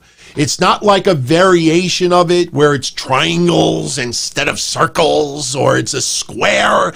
It's his fucking logo. And it's gone on for so long that people now are like, CM Punk, truth be told, he shoots. He's pipe bomb, So whoever this is might reveal the truth. Pipe bomb. Might be CM Punk. Might be this. Might be that. It might be Shorty G. Please, WWE, stop with these freaking segments. It's boring. It's old. It's like the boy who cried wolf. The wrestler who cried wolf. You keep fucking crying wolf for 12 weeks. The truth will be told. The truth will be told. The truth will be told. Let's do it once for every week it's been out there. The truth will be told. The truth will be told. The truth will be told. The truth will be told. The truth will be told. After a while, you're like, let me guess. The truth will be told. The segments suck. I got welcomed today with Baron Corbin in the opening match, Dana Brooke in a match, and once again, the truth will be told, the truth will be told, the truth will be told, the truth will be told. That's what you give me for the first hour today? And Otis needing a tag partner because Miz and Morrison, that segment fell flat. That segment, they're trying to play off, sympathy, Tucky, Otis, Tucky, he's got a belly. He's walking around, the jiggling, baby. Come on, baby. Instead of tits, it's his stomach. The jiggling, baby. Showing pictures. Was his mom holding a beer? There's nothing wrong with beer, but it looked like his mom was holding a beer. Like, you see what this fucking little kid's doing? He's making me drink. Showing pictures, making fun of Otis. The truth will be told. Oh. I mean, it fell so flat. Because Otis, he's got this charisma and he's got this natural lovingness to him, but the segments were so forced. And it ends up with, you go find a partner. You go find a partner. Now all of a sudden everybody hates Otis. They hate Otis. He can't find a partner. Can't find nobody. Goof goes up to Sheamus. Yeah, I'll be your partner. I didn't like it at all. Honestly, the first hour of SmackDown today was no wonder why the ratings absolutely suck. We got 16 minutes of Baron Corbin versus Elias. And by the way, before we go any further, we definitely need to talk about this. Absolutely need to talk about this. The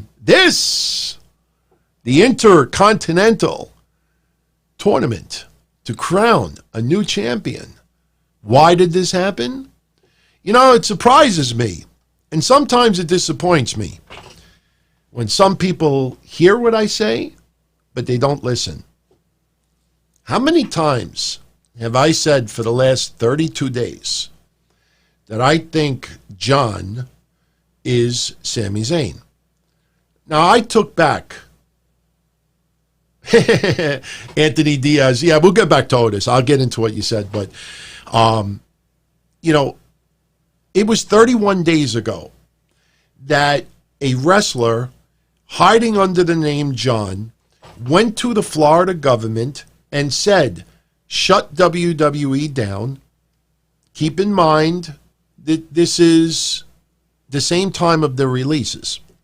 Shut WWE down, that they're not taking precautions, that it is an unsafe working environment, and that people are being threatened with their jobs if they don't show up. Now, I'm not defending WWE, but I'll say the same thing that I said then, that I say here now. When you have an entertainment company and you cannot perform in front of live fans, which is where your money comes from, and you are a company that is driven by fans, and you are forced to be in a limited structure, in an area, limited schedule, can't tour the United States, and you have 200-300 wrestlers, 100 wrestlers on your roster, and you want to stay afloat, and you have investors to answer to, and you got to show that you have to really manage money, there is no reason why you would keep that many wrestlers on your roster. It's not, oh, look at Ring of Honor. Oh, they paid everybody. They're wonderful. They're wonderful. They're wonderful. And if they go out of business because, they did a nice thing, they paid everybody, but they could have gotten pandemic unemployment insurance anyway. They could have gotten $600 a week. Something tells me that a lot of those wrestlers would have gotten paid more if they got pandemic unemployment, and how many of them double dipped. So you have that many people on your roster, you have to downsize. My father's store. Can't let more than a couple of customers in the store. Got to keep distance. Why would you have 8 people behind the deli? All right, I only have 5 right now. Can't have 8 customers in at any one point. So I downsized to 5. It's not, oh, he kept all 8 people. Oh, I'm going to go buy cold cuts there. Oh, no, that's not how you manage money. Everybody out there that whine like that, I know PC, and it hits the emotion part beautifully, but in business, unfortunately, that's not how it works. And that's why every goof out there that said that, you look at their profiles, and I don't even think they would work doing paper routes. I don't know what half of them do. So anyway, you have this anonymous person on April 14th telling Florida to shut down WWE. Imagine if Florida that week would have shut down WWE. Something tells me more people probably would have been let go because there's no shows. Where are we going to go? Georgia. So you get the releases, you look at who's not around, and just by process of elimination, you look at the men and you look at the women, and I honestly don't think a woman would have disguised herself as a man, except for maybe one, and she was there. But you do process of elimination, and you say to yourself, okay, you think Kevin Owens would do something like that? You think his personality, that he would, go anonymous and want the company shut down? And you go through the list, and you're left with one person. And I apologized for my over-the-top rant on Sami Zayn. I took that very personal because I see with my own eyes. All right, I talked about it Wednesday. Somebody blew their brains out 2 blocks from my house. They had a beautiful ceremony in the middle of the block paying tribute to the guy. He lost everything. Lost his job, was about to lose his house, 3 months behind. Guy lived beyond his means, but he was left with nothing. No pandemic, credit cards max. Guy blew his brains out. All right. Not everybody goes to that extent, but there's a lot of people hurting. And people in some states wanting to get back to work is not being shallow and not being careless that you're going to kill grandma. That's just bullshit. That's over the top. But when you look at, Anthony Diaz, you said Kairi Sane is done with WWE. Look, Anthony, was that reported by a reliable source or a statement from WWE? Or is this some goof online saying that? I don't like doing that. I know there's some other podcasters out there that their sources is reading Twitter. I don't go that route. So you got to give me a little bit more. And if that's the case, that is a freaking shame, man. That is a shame. And I was afraid that was going to happen. But you go back to Sami Zayn. He is the name that I keep stopping on. April 14th. Then all of a sudden, at that time, we didn't know anything about Sami Zayn wanting to stay home. There are the wrestlers that wanted to stay home for various reasons. They're home. But Sami Zayn is a champion. And the thing that people need to understand, and I'm not necessarily defending WWE with this right now, but I want to make a point. All right? I understand, Jordan Devlin, it's an interim championship tournament. So he's still the champion when he comes back to the States. Sami Zayn didn't get that same luxury where WWE could have gone that route and say, Sami Zayn right now cannot compete. And as a result, we're going to crown an interim Intercontinental Champion. And then when Sami Zayn can come back, he will get the opportunity to get his championship back. And he has a match. And it would have been interesting if it would have ended up being Nakamura winning it, or a guy that's not even in the tournament, which blows me away. How do you not have Cesaro in this tournament? Seriously. So, but we'll get to Cesaro in a minute. But talk about Sami Zayn. This John not just complains, but wants the company shut down. If that company would have been forced shut down, just think of how that could have affected the stock market. Think of if investors, and look, some of this is boring, but I just tell it like it is. Think if investors started getting that feeling that WWE is not going to be able to even do shows right now because somebody tested positive. Remember, somebody tested positive, and it wasn't a performer in the ring. But imagine if they would have shut it down and WWE was on hiatus. Definitely people would have dumped their WWE stock, and it could have lost tons and tons of money. It could have ended up with more releases. So Sami Zayn comes back as the person. And then you hear 3-4 weeks later that the guy does not want to work, refuses to come back. So WWE decides, look, we got to take the title off of him and we're going to do a tournament. That is why when I wrote on Twitter and I said, John 414 says, I just reported your ass. That was a spoof on Austin 316. Remember, Austin 316 says, I just whipped your ass. John 414 says, I just reported your ass. All right. In my opinion, I am left with nobody but Sami Zayn as a person who, on the surface, is the one that reported it. You go back and you look at the list of names that were not performing. I can't come up with anybody else. Now you see some reports that Sami Zayn may be gone, that he doesn't want to come back to WWE. Now that is people guessing because, oh my God, WWE just stripped him of the title. Ooh, things don't look good. So I'll guess and say Sami Zayn may not want to come back. WWE may not want him back. That's speculation. My gut feeling would not surprise me if Sami Zayn ends up gone from WWE. I personally would not release him because if you release him, it pretty much, kind of validates some of what John said. If you don't show up, you can lose your job. And you know that there are reporters and there's websites and there's people that just want to tweet fuck that will take that sentence and blow it up onto posters and say, you see, John was right after all. Look at Sami Zayn. Sami Zayn is afraid to wrestle right now. There's no vaccine. Sami Zayn is petrified of getting sick. Sami Zayn does not want to take the chance of getting sick. And not only did he lose his IC championship over it, but he got released as well. So this almost feels like a chess game between WWE and Sami Zayn.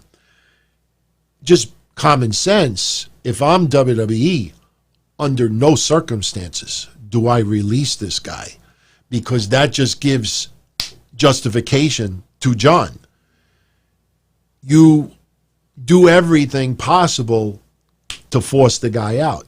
So if WWE does not want Sami Zayn in that company anymore because of this, personally, I think it's wrong. Whoever reported it to Florida, I think, is wrong also.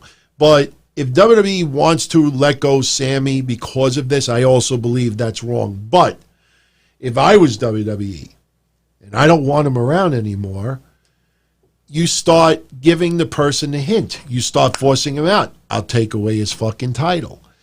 I'll tell the fans that he cannot compete. Put all his negative, why can't you compete? You take the title away. You start ignoring him. You make the IC championship sound so prestigious right now that you're having this big tournament that's going to go on for weeks and weeks and weeks. What happens if Sami Zayn comes back in a week or two? Do you think Sami Zayn's coming back in a couple of weeks during this tournament? Hell fucking no. If he comes back before the tournament's over, it makes no sense for him to be on television. So how does WWE get out of this? You put Sami Zayn in a situation where he quits. So then WWE can say, look, we didn't let him go. He quit. It's like when you want to break up with someone and the person doesn't get the hint. So you kind of start doing little things. Maybe you don't return the person's phone calls. You don't answer a text. You know, oh, yeah, I'll call you in an hour, and then you don't call at all. And that's your polite way of saying, look, I hope the person gets the message and they just leave me alone. That could be what WWE's doing right now. They're playing the person that just doesn't want to come out and say, I'm breaking up with you. I don't want you around no more. Get lost. You're fired! No, they're going to force him out. They're going to force him out. And if Sami Zayn quits, that's on Sami Zayn. Can't blame WWE for that. Oh, but you will get people online that'll be like, well, can you blame Sami Zayn for quitting? Look at what they did. Look what they did with Jordan Devlin. They wouldn't show the same respect for Sami Zayn. Look. You would quit too. So that's what's going on. But I'll tell you what made me laugh today, though. What made me laugh is the level of complaining from fans because AJ Styles is in this tournament. Oh, look, they couldn't resist. They couldn't resist. You would think after Monday when we talked about, the wild card rule is back. It's now the, invite. It's not a wild card rule anymore. It's the invite. It's the invite. Now, they didn't focus on AJ Styles as an invite today. That was dedicated just to Charlotte. But the invite, AJ Styles going for the one title that he's never had. So people today criticizing it. Oh, you see, lazy. AJ Styles, he's a Raw wrestler. Why isn't Cesaro on that card? And I agree. Cesaro should be in this tournament. Now, I know what you're all going to say. Well, if Cesaro deserves to be in this tournament, who would you take out of this tournament? I would take fucking Corbin out. Not because I don't like him. He's going to fight on Raw against Drew McIntyre, I think, for the title. I don't think it's non-title. So why is Corbin in this tournament also? I would have put Cesaro in this tournament somehow. And I think Cesaro, my God, I mean, we just finished talking about how we hope that Cesaro, before his career is over, he gets the heavyweight title at least once. But let's be honest, everybody. Look at this tournament. All right, Elias Corbin, the storyline makes sense because of, their history leading up to WrestleMania. But Jeff Hardy, Sheamus, to me, that's WWE blowing their load a little bit too soon. I don't know why they're having a match already in a tournament. But, hey, they did that fine. Daniel Bryan, Drew Gulak, hey, they get great matches together. They wrestled great against each other. Then you got AJ Styles versus Nakamura. Motherfucking New Japan.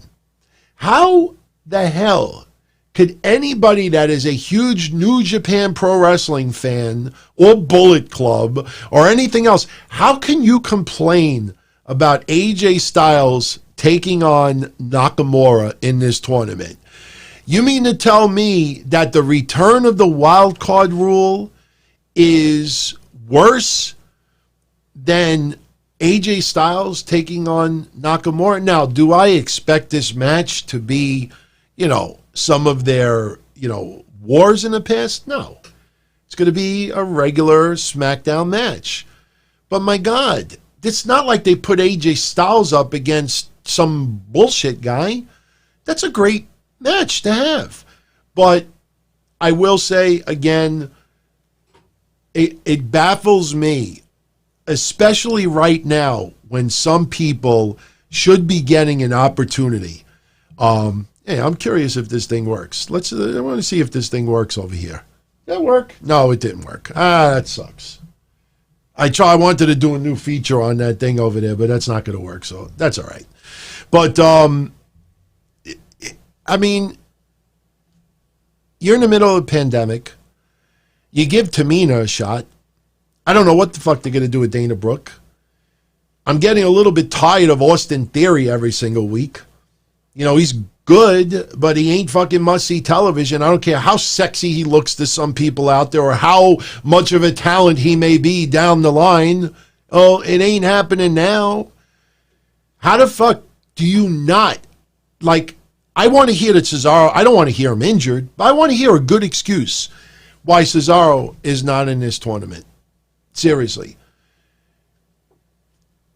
If anybody that you would think you'd like to see possibly win this, it's probably Cesaro.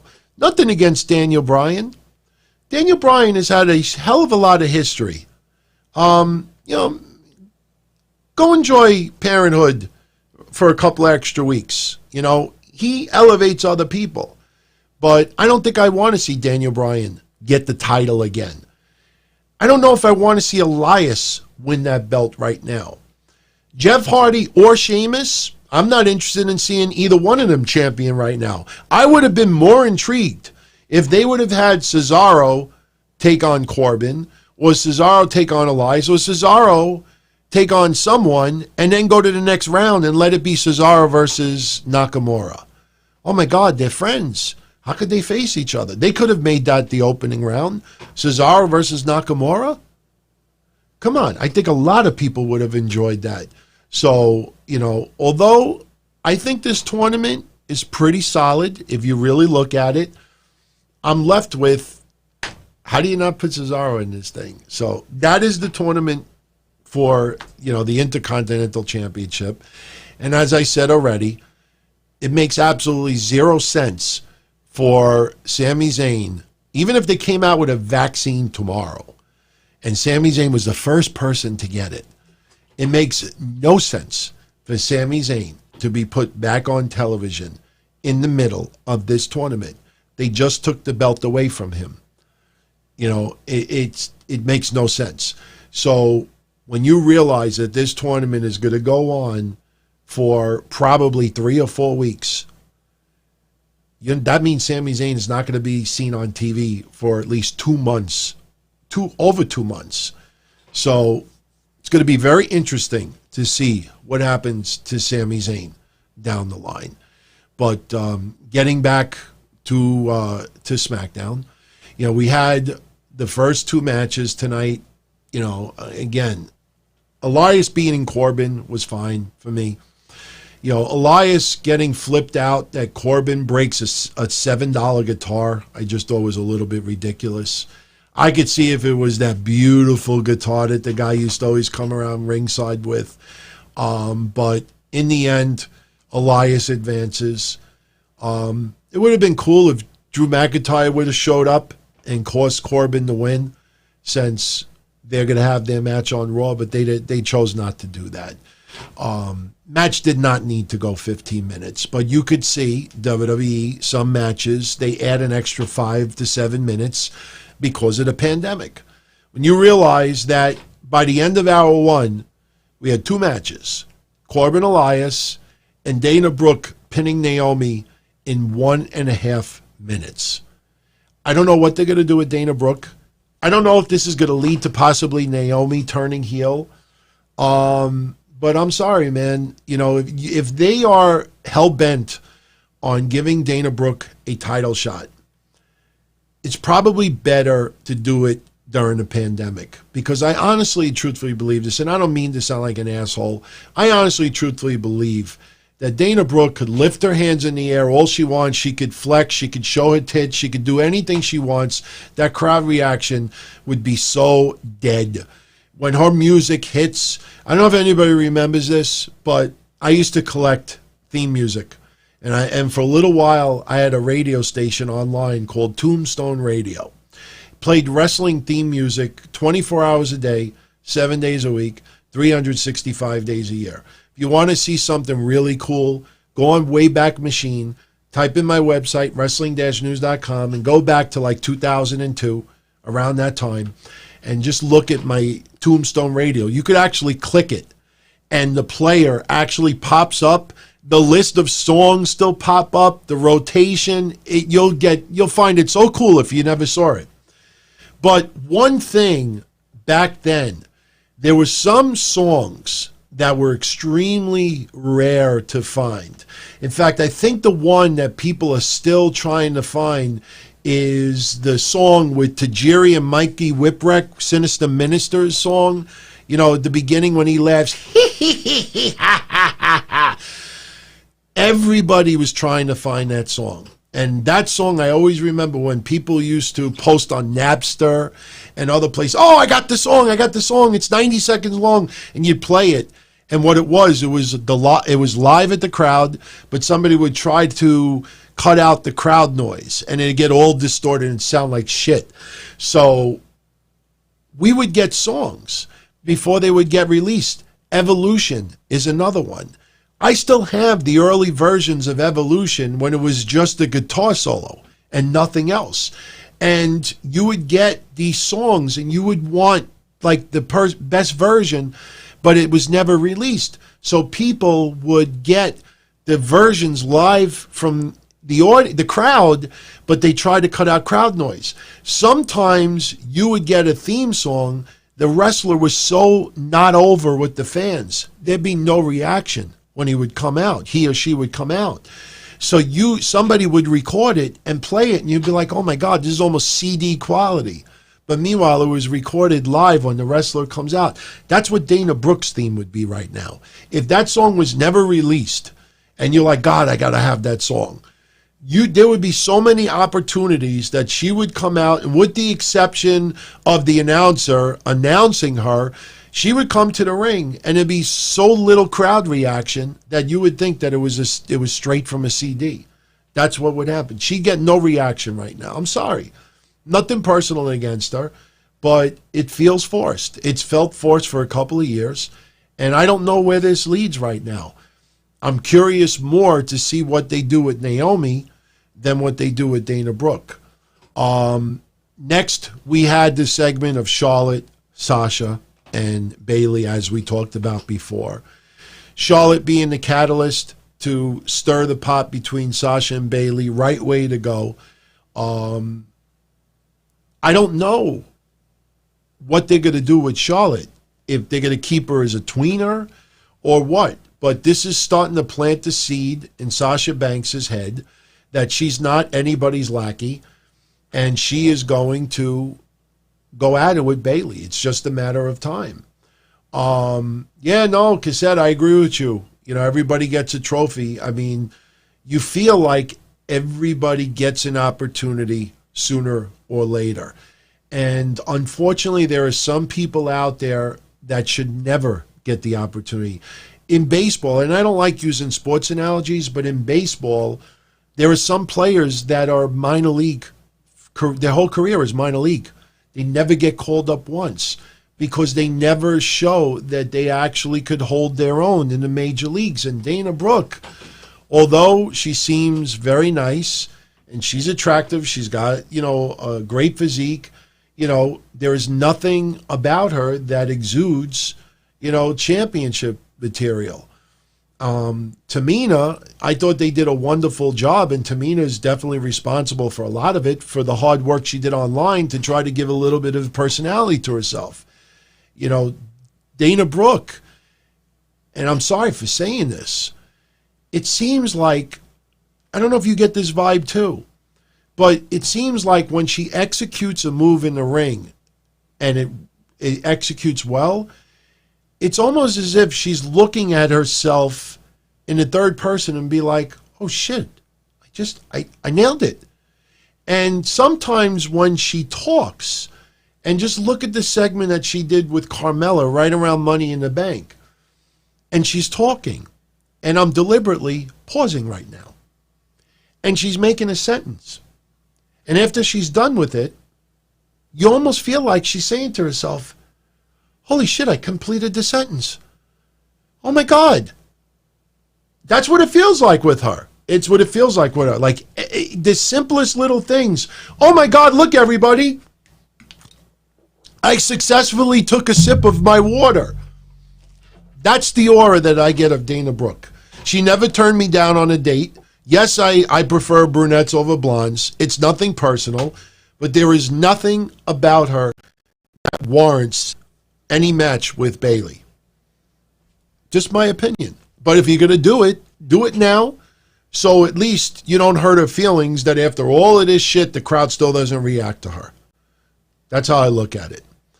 Right now, and look, she's got fans. Every wrestler has some fans, no question. So she's got supporters online. And those supporters will always be vocal for Dana Brooke. But with an empty arena, she could be home right now and saying, man, I'm so over. I'm so over. I got it. It's my time. It's my opportunity. There's no crowd to show otherwise. There's no crowd to show otherwise. My time now. It's my time now. With that said, Drew Gulak versus Daniel Bryan. Great match. That match should have went 17 minutes, and Elias Corbin should have gone 12. But this was a great match. They gel great together. Once again, what I've been saying for a couple of months now, it feels like smoke and mirrors with Drew Gulak. Buddy Murphy, you feel that if you put Murphy and Gulak side by side, you could tell that WWE has a little more value in Murphy than they do with Gulak. Because quite honestly, right now, Daniel Bryan should be the coach for Drew Gulak, not the opposite.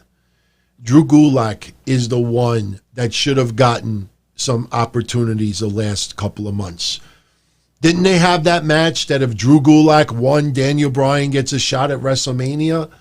The fuck is that? That's like me, I go into a casino and I whip out $100 of my own money and I put it down and I say, all right, I'm going to bet on number 15. If I fucking hit, give it to that person over there. Are you stupid? I put the money down. I won. It's my prize. They're doing the opposite. It feels like smoke and mirrors with Gulak. Why is Gulak not getting these opportunities? Did not get one at Mania. Did not get one in Money in the Bank. Did not get one today. I mean, seriously, what are they doing with Gulak? It feels like smoke and mirrors. That's what it feels like to me. And I don't like it.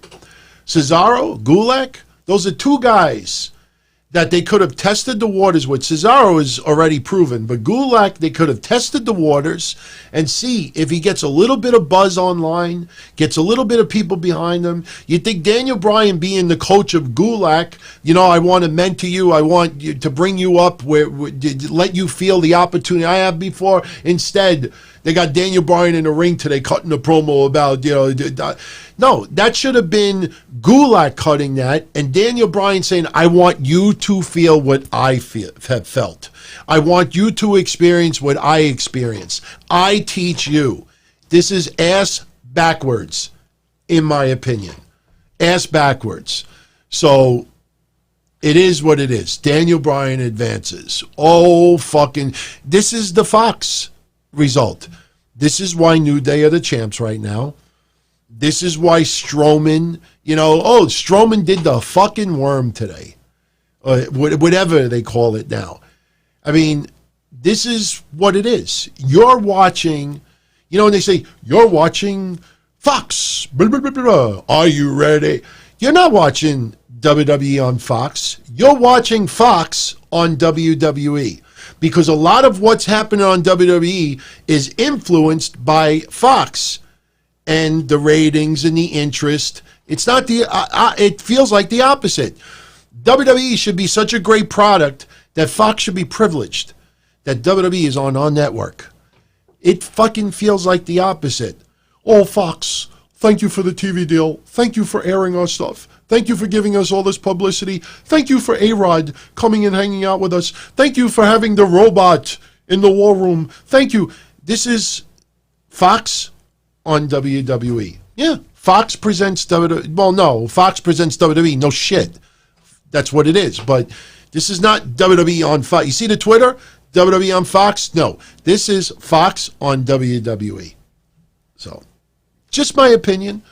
But before we talk about the main event, which really, there wasn't much there, Sonia Deville cutting another promo with Dolph Ziggler.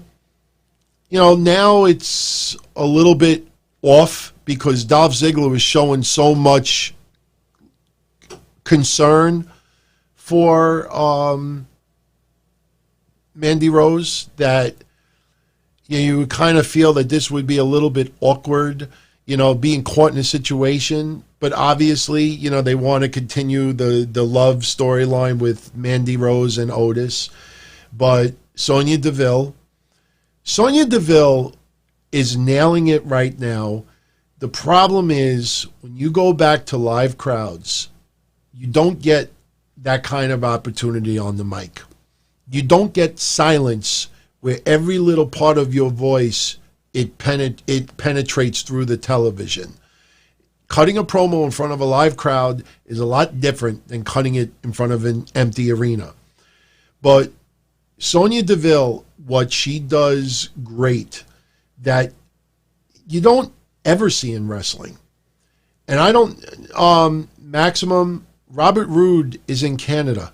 And from what I understand, he cannot travel from Canada to the States. I think that is the reason why he is not on television right now. And shout out to, man, I don't speak Japan, my friend, but, the chat room you could see right now got some friends all the way from Japan. And I don't know what your name is. I don't speak Cassette, be nice, man. So whatever your name is, welcome. Much love. And I want to thank everybody for tuning in. As you could see, and let's be honest, did a show Monday, did a show Wednesday. From Wednesday to today, it seemed like the biggest news going around was the ratings, AEW NXT, what Cornette said about Becky, Seth Rollins' beautiful tweet, and SmackDown. That's what it pretty much was for the last 2 days. So, wanted to try to get a little over, around 2 hours or so in the show. And, I think we did a pretty good job of it. I know some people might have felt that, the Cornette stuff was a little bit long, but, it was outrageous. But, man, I don't know his name. So, but anyway, so Sonia Deville, what she does a little bit, I don't know if you caught it today. You probably have seen this in everyday life. Not all the time. You ever come across someone who gets really upset at something, and as they're talking, they get so passionate about it that they start crying? Like, they're not sad or anything like that, but they start crying. And Sonia Deville is working herself up in this promo that she is becoming such a good actress with this that she's getting emotional as she's cutting a promo. When she was talking about Dana Brooke, when she was talking about Mandy Rose earlier, I wonder if anybody out there thought for a minute that she was going to start crying. Some people get so worked up, they start crying a little bit. They start shedding tears, and they're not crying, but they get so emotional. So I don't know if anybody noticed that, but, I thought that was good, but I don't know how long this goes. The storyline in the feud is doing good right now, but once we go back to, full arenas or even with live crowds, I don't know where this fits with her cutting these promos. But I enjoyed it. She did very well. Next week, we get Sonia Deville and Dolph Ziggler versus Mandy Rose and Otis. We all knew that was coming. And, we'll see what happens. But the main event today, it was interesting. I don't think anybody out there thought that there was any chance of Otis cashing in that briefcase.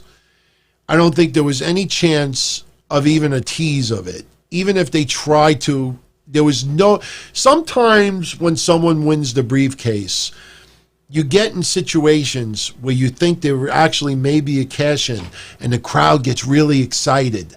And then, WWE trolls, and the person doesn't cash in, or someone interferes before the person could cash in, and they still have the briefcase. That's happened a couple of times.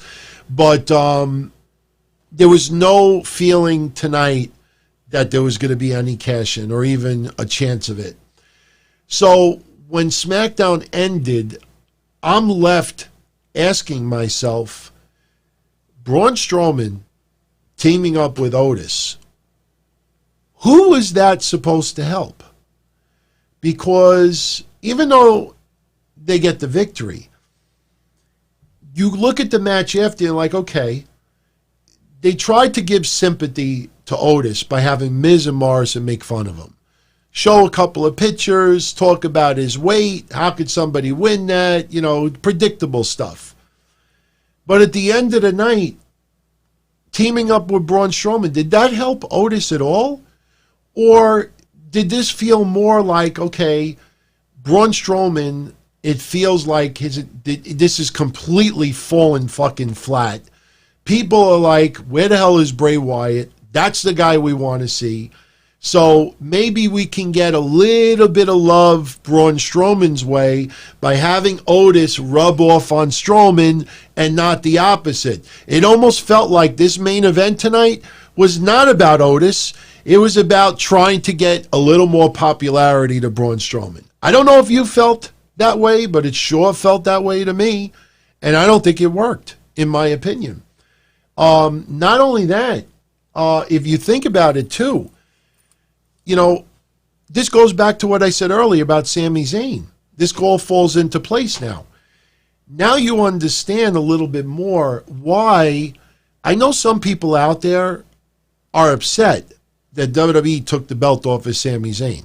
Because a lot of people are looking at it like, you see, John was right. He's the champion. He's uncomfortable performing right now. So instead of just respecting that, they're stripping him of the title. They're hurting Sami Zayn, and all Sami Zayn is doing is what WWE said is optional, and that is stay home. I get why people say that. Here's the problem with that argument. Braun Strowman.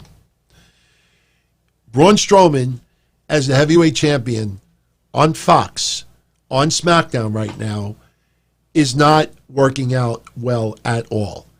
I don't give a you could show me all the softball videos that are on Twitter of him hitting balls that seem to never come down. Sorry, I don't fucking watch wrestling because he could hit a baseball.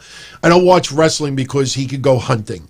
I watch wrestling because it's supposed to entertain me on television. Braun Strowman is their main champion on SmackDown. Braun Strowman is not working out as champion.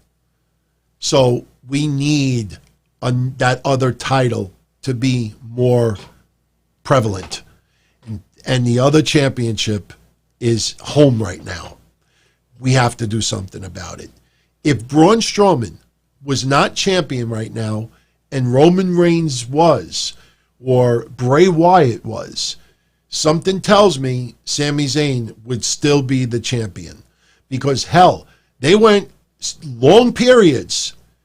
Brock Lesnar didn't have to defend it. They went long periods when some other people didn't defend their title. Wasn't there a time period where Nakamura didn't do shit with the belt?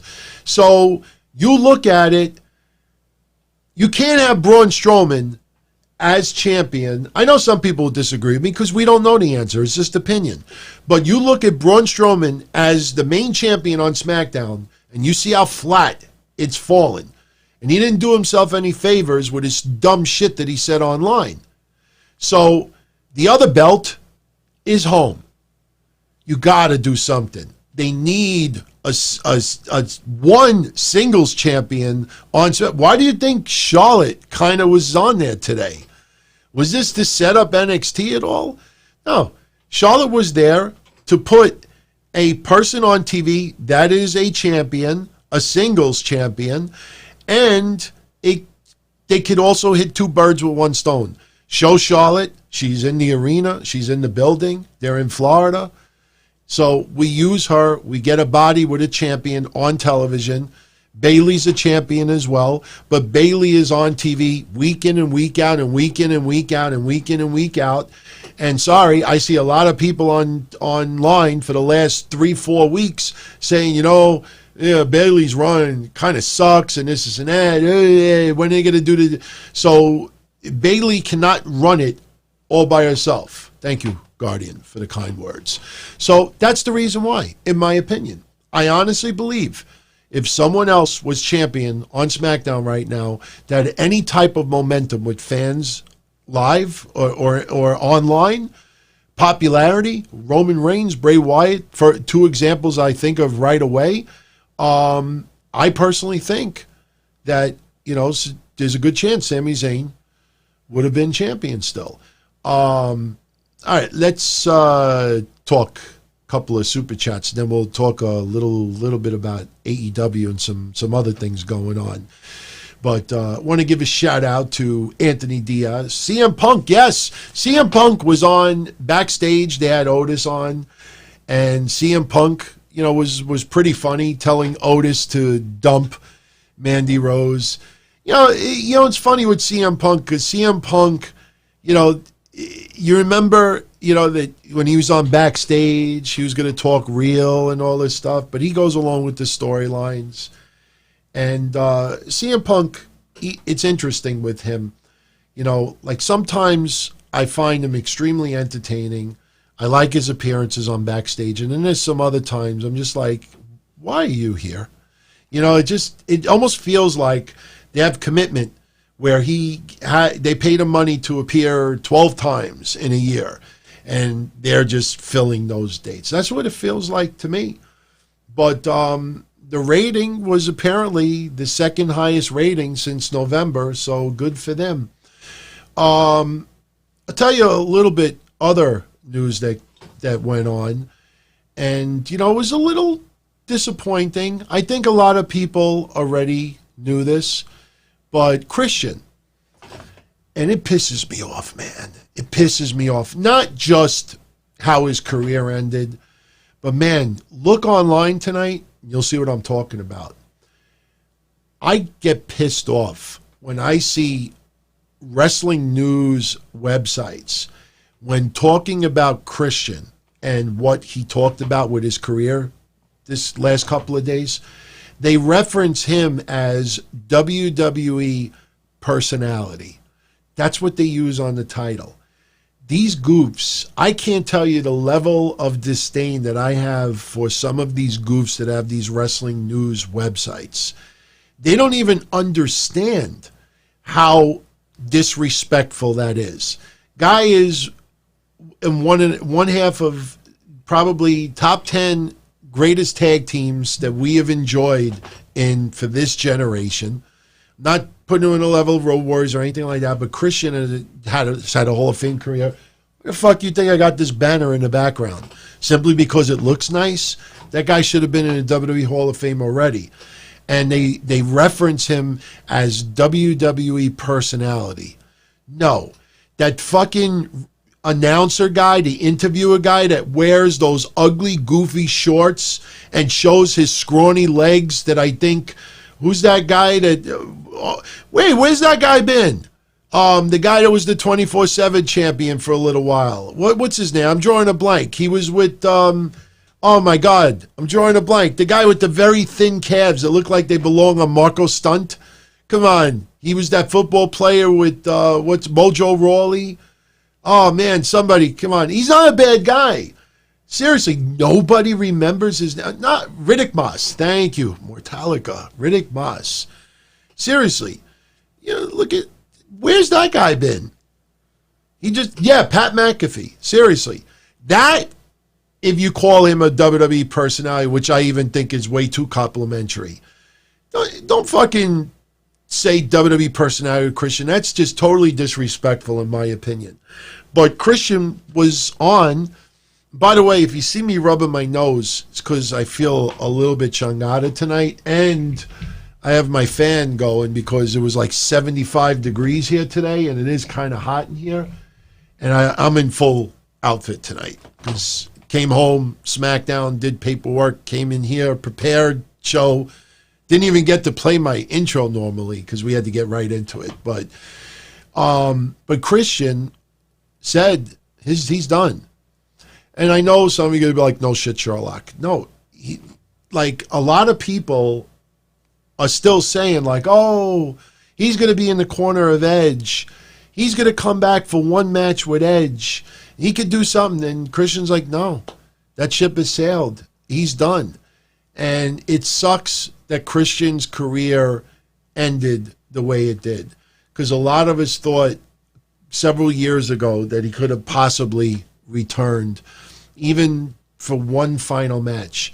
They could have done Gaga with him and someone else, and I think people would have been fine with it. So, yeah, no, Xavier, that poster behind me stays on the wall until Christian goes in the Hall of Fame, or if I stop doing shows. So, and I don't think I'm stopping yet. Thanks to all of you out there. And some haters, but the guy should have been in the Hall of Fame already. If they know now especially, there is no chance he's ever returning to the ring. Now, never say never 100%, but you saw what he said this week. You pretty much felt like, you know, we said that about Shawn Michaels for years and years and years. Looks what happened, you know. Maybe we'll get lucky in the Crown Prince, you know, when things get back to normal, you know, like, Edge, Christian, Edge. We want Christian. Maybe not Christian, you know, so to speak, but can we call him, what's Christian's real? You know, I'm joking. So it's supposed to be a dumb religious joke, just spur the moment. But Christian should be in the Hall of Fame already. But Devon kind of like confused some people yesterday and today. You know, Devon, if I remember correctly, retired several years ago. I remember the articles where he was now going to be an agent and he enjoyed his run. He had that last match, I think, at House of Glory. Wasn't it the Dudleys versus Santana and Ortiz versus the Hardys versus another team? I might have actually even wrote down the team. Did I write down the team? Please let me see that I wrote down the team, because I thought it was definitely, yeah, I did write down the team. It was Private Party versus Hardys versus Santana and Ortiz versus Bully Ray and Devon. So he confused some people because he said that, you know, his career is done. And he was talking about he'd never get back in the ring and this and that. And, I just realized that I left this super chat up here for a while. I mean, we should bring these up. Sami could come back under the hood as a WWE snitch. No, I don't see that happening. It wouldn't make sense. Why? You have Ali's logo. Why wouldn't Ali be pissed off? That's mine. That's my logo. That's me. You know, my whole outfit. I paid a lot of money for this round lit up shit. Oh, God. I didn't even tell you. Speaking of lit up shit, wait till Monday. Not trying to troll anybody here. I'll probably end up wearing it on Sunday for Breakfast Soup on Patreon. Mission, I will be back Sunday for Breakfast Soup for Patreon. But, you know, some people give me ideas for things for the show. And they give me ideas of cool items. They gave me ideas for the popping stuff, the balloons. And somebody is sending me as a gift, apparently a hat, because I like to wear the black hats. A hat that I can actually program with my phone, and the hat actually will scroll like my name or match results, or so I'm actually going to have, you know, somebody wants to send me like the whole Naomi outfit, you know, the whole glow in the dark thing. And there's actually a way, like based on the super chat, where I could hook these up to outlets, and based on the super chat, all the lights go off and all the glow stuff goes on. But honestly, everybody, you I'm here to have fun. And, if everybody enjoys it, obviously it just makes me very happy. But I don't want to make an ass out of myself. I mean, I know we poke fun and, we do some hysterical things, all of us. But, I think it gets to a point where people probably just say, like, this guy's a goof. Thou shalt not goof. I do goof once in a while, but Anthony, I don't even know why you're asking me this, man. If I was into the same sex, fuck, marry, kill, Austin Theory, Cesaro, Sami Zayn. Hey, he asked it. I don't mind. Like I say, you guys could ask me anything. Nothing is out of bounds. I don't get offended by it. You always could approach me. If you think I suck, at least tell me why I suck. Don't give me this, oh, you suck. Well, why do I suck? Because you're an asshole. Well, why am I an asshole? Because you suck. If I was attracted to the same sex and I had to fuck, marry, or kill, yeah, I know some of you out there, you find this a little bit over the top. They do it with, heterosexual men do this with women on social media all the time. But I will tell you, unfortunately, I would have to kill Sami Zayn. I just, even the stuff that happened, I don't know. I just don't think I could have him around, seriously. Even if he wore the mask, no, I couldn't. If I had to marry one of them, I'd probably marry Cesaro. Because Cesaro looks like, he just seems like everybody likes the guy. He comes off very respectful. He looks responsible. He looks like that if he invited you in his house, even to just have a cup of coffee.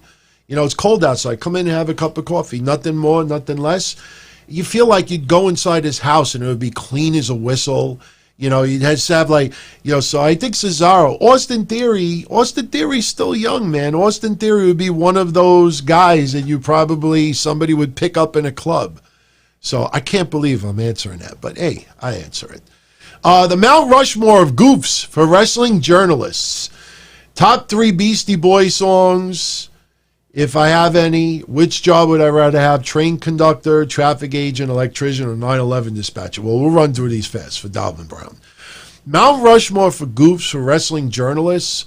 I would put Mike Johnson on there, absolutely.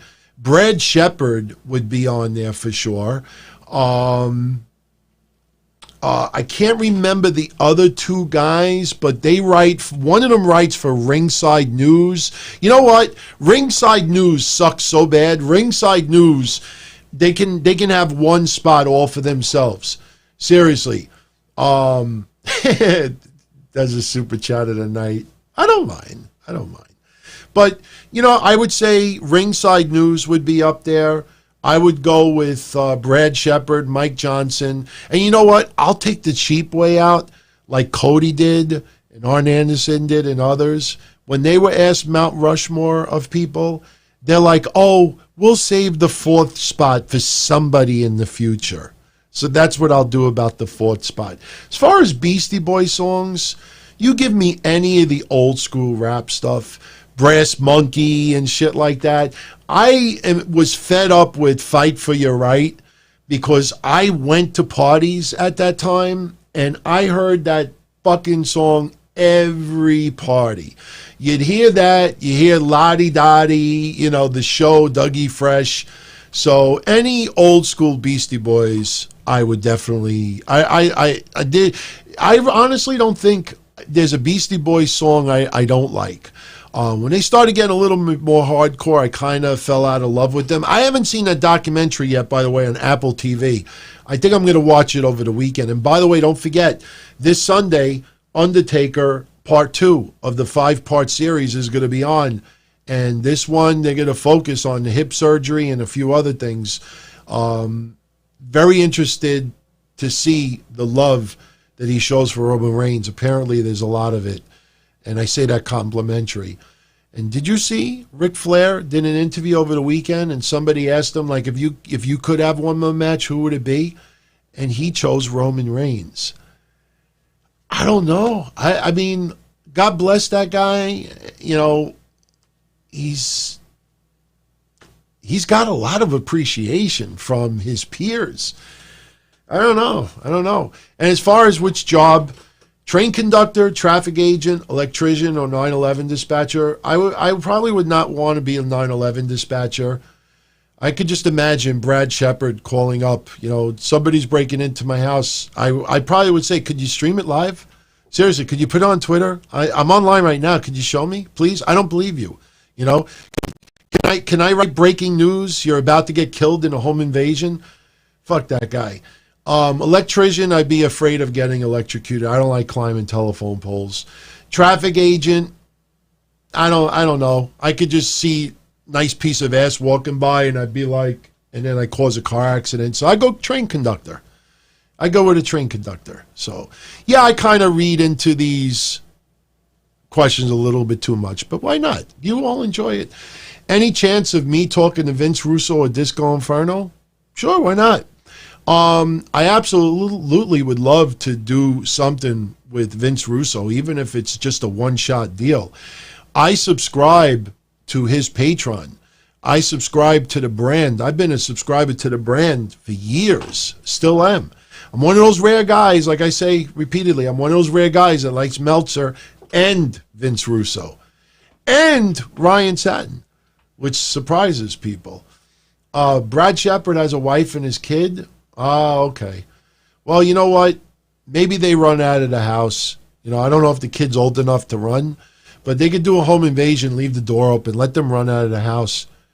I could picture that house, something happening, and Brad Shepard, his wife, and his kid could, the door is open. It's like a bad horror film. I could picture the door open, clear exit for the door that they could run away and they'll be fine.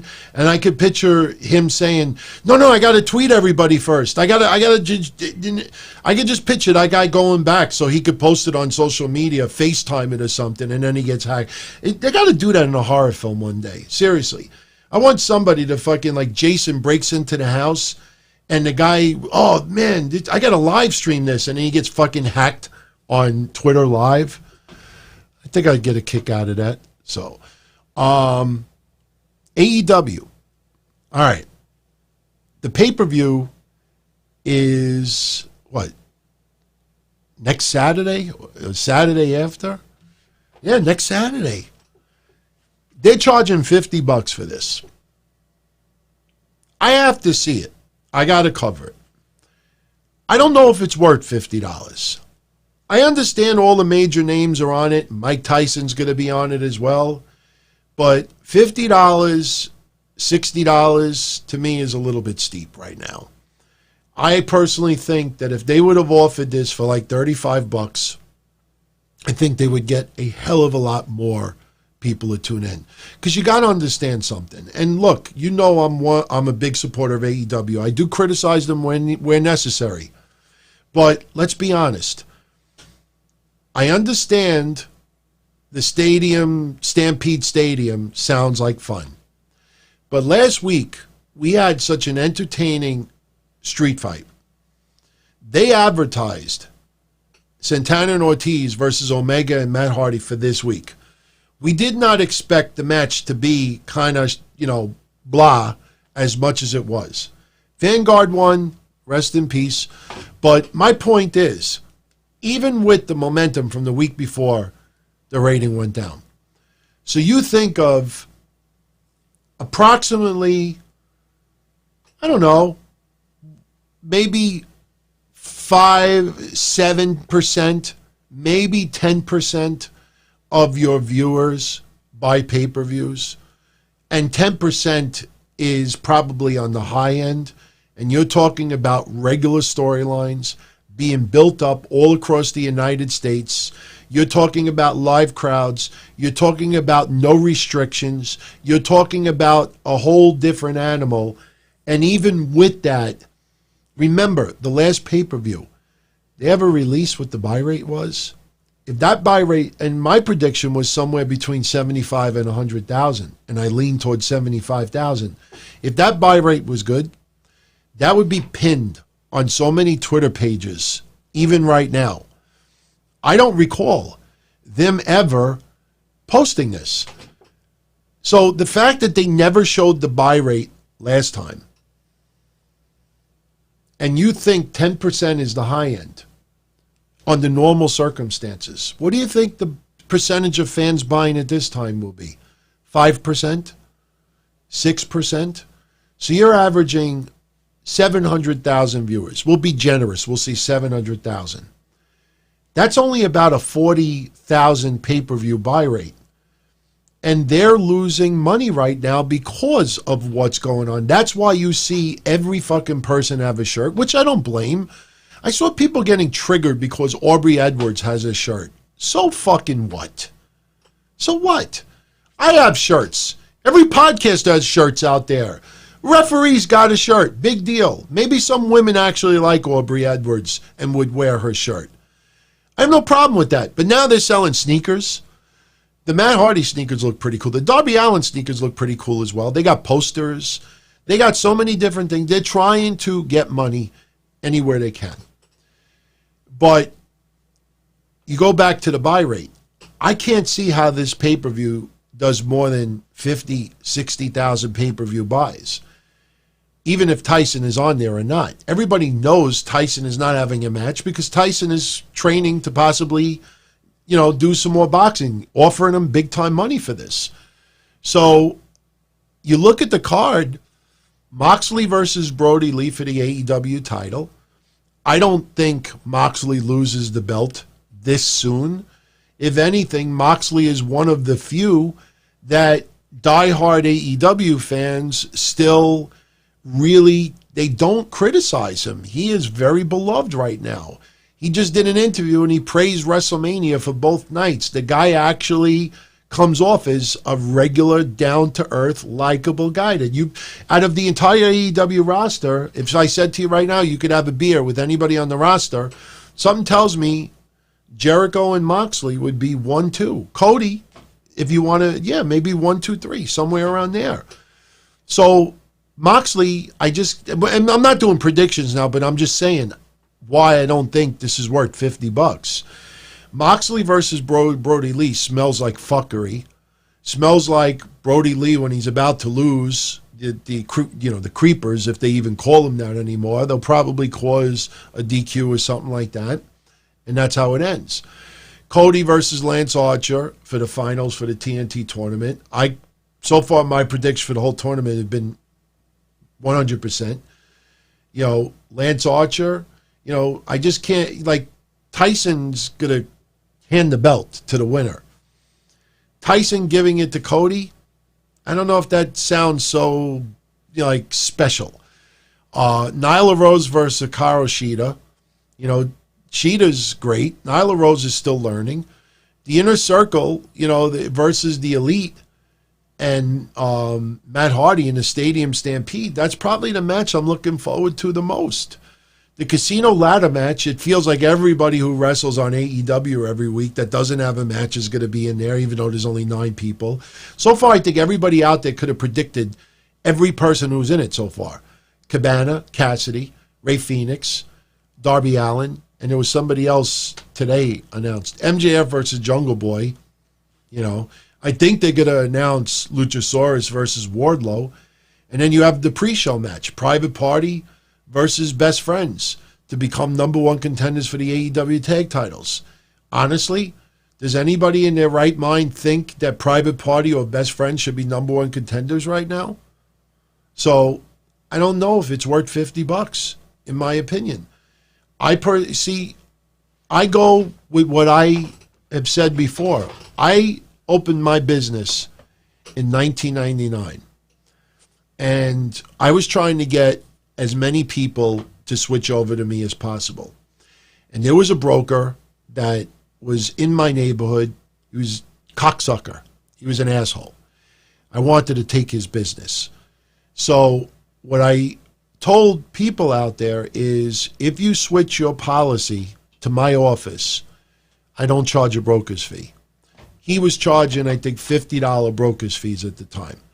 You'd be surprised how many people, if you have 2 brokers writing with the same company, one charges a $50 fee, just to service you, and the other one charges nothing, you'd be surprised how many people will switch to the person who charges nothing.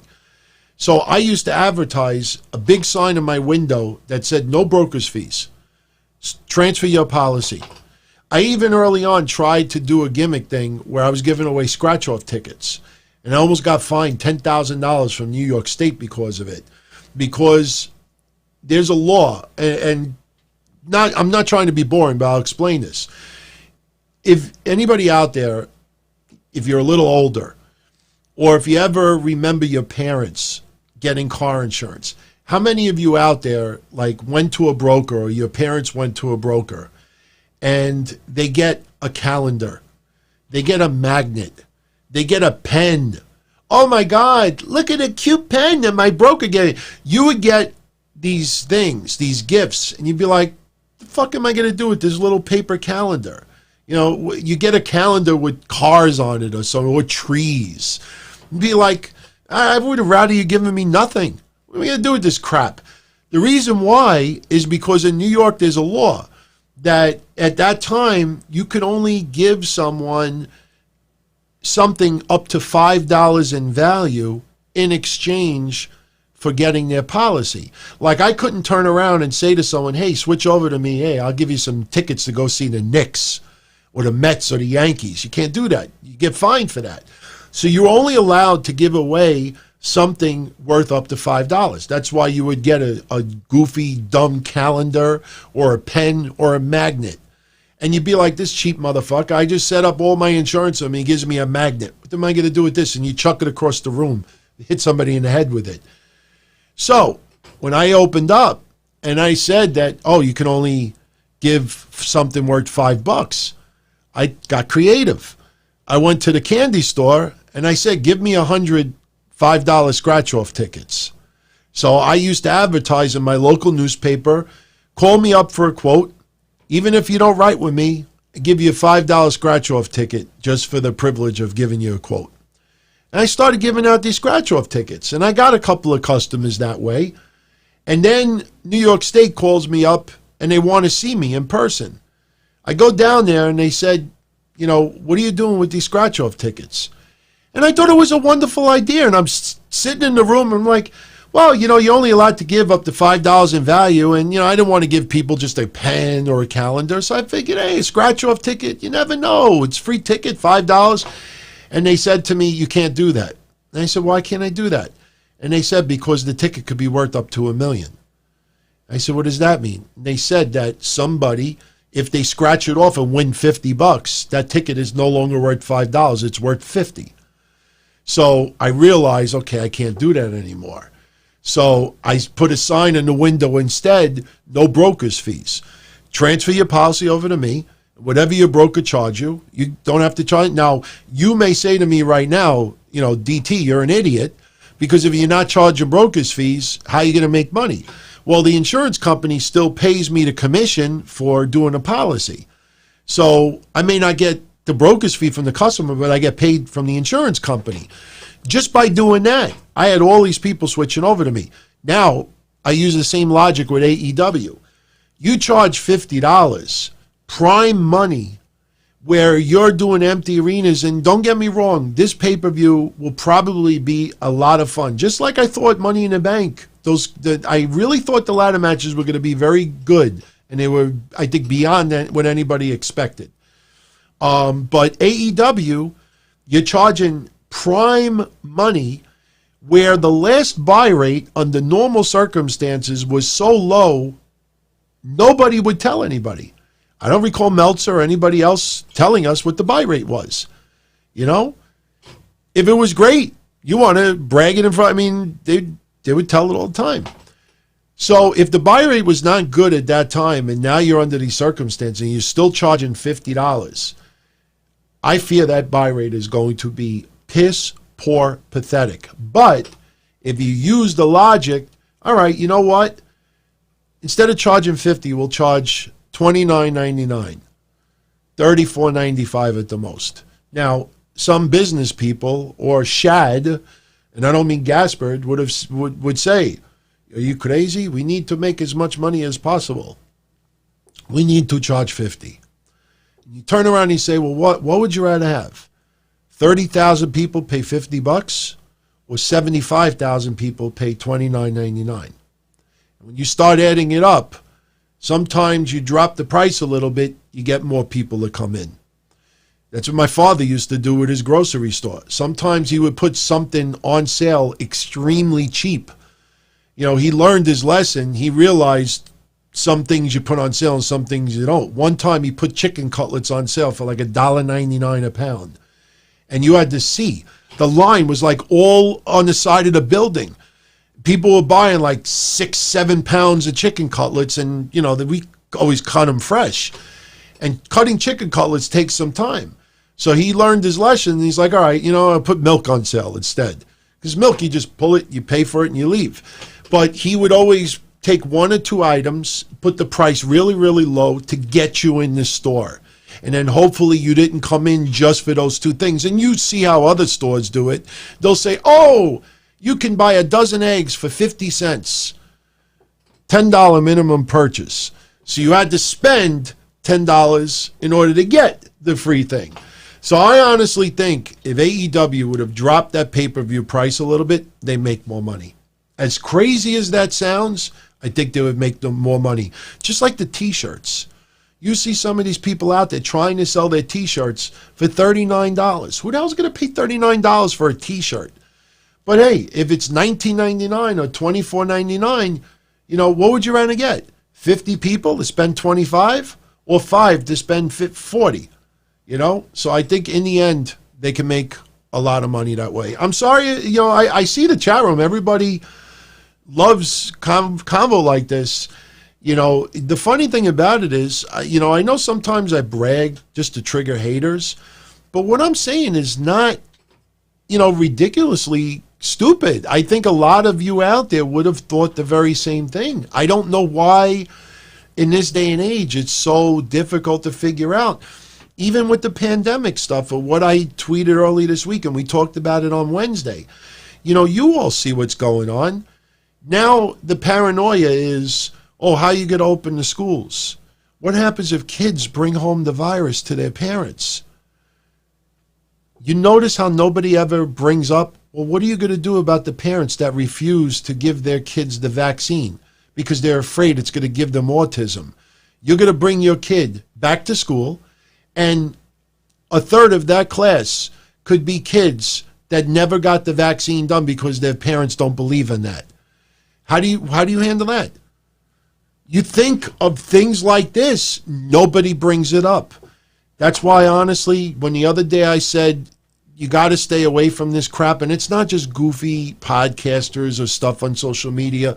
I don't even watch Trump on TV no more because I see a lot of this stuff going on, and a lot of it is politics, man. You know, you see that they're saying that we're going to get a vaccine by January. Mark my fucking words. Remember this. That vaccine will become available before November. Because, and I'm not defending Trump right now. I'm just telling you my opinion. That guy always likes to give the impression that he got things done quicker than usual and under budget. That's what he used to do here in New York. He would build a piece of property. Oh, we got it done a month early and we saved $1 million too. So they use the January date, so everybody gets stuck on the January date. Election is in November.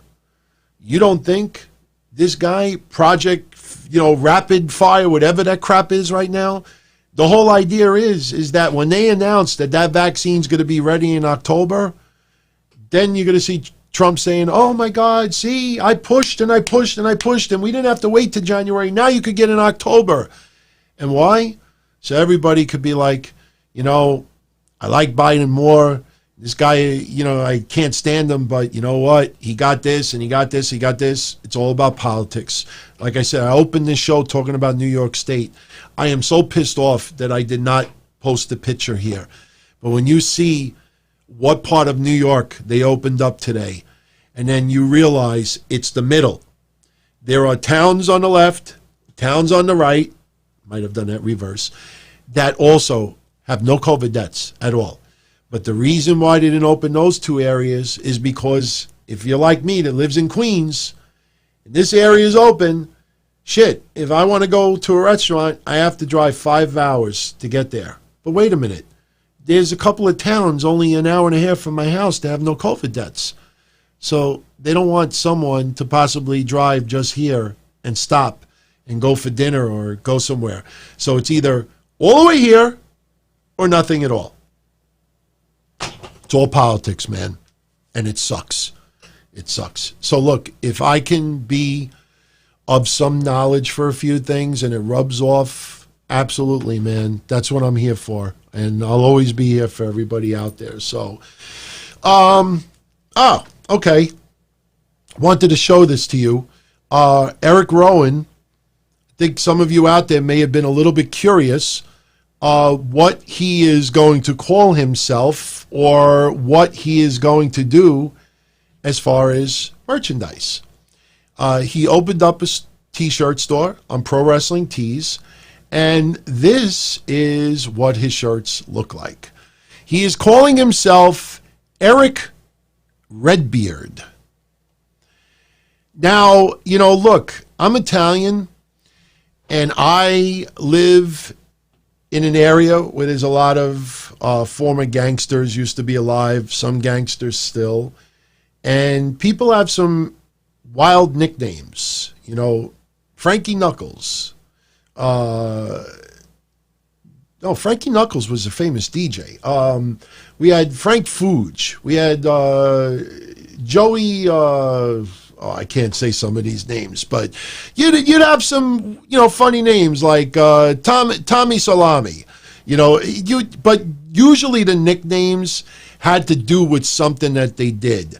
Like if you look at Goodfellas and they talk about Tommy Two-Time, because everything you would say twice. That's why I was joking Wednesday when I was saying, I'm going to go get the papers.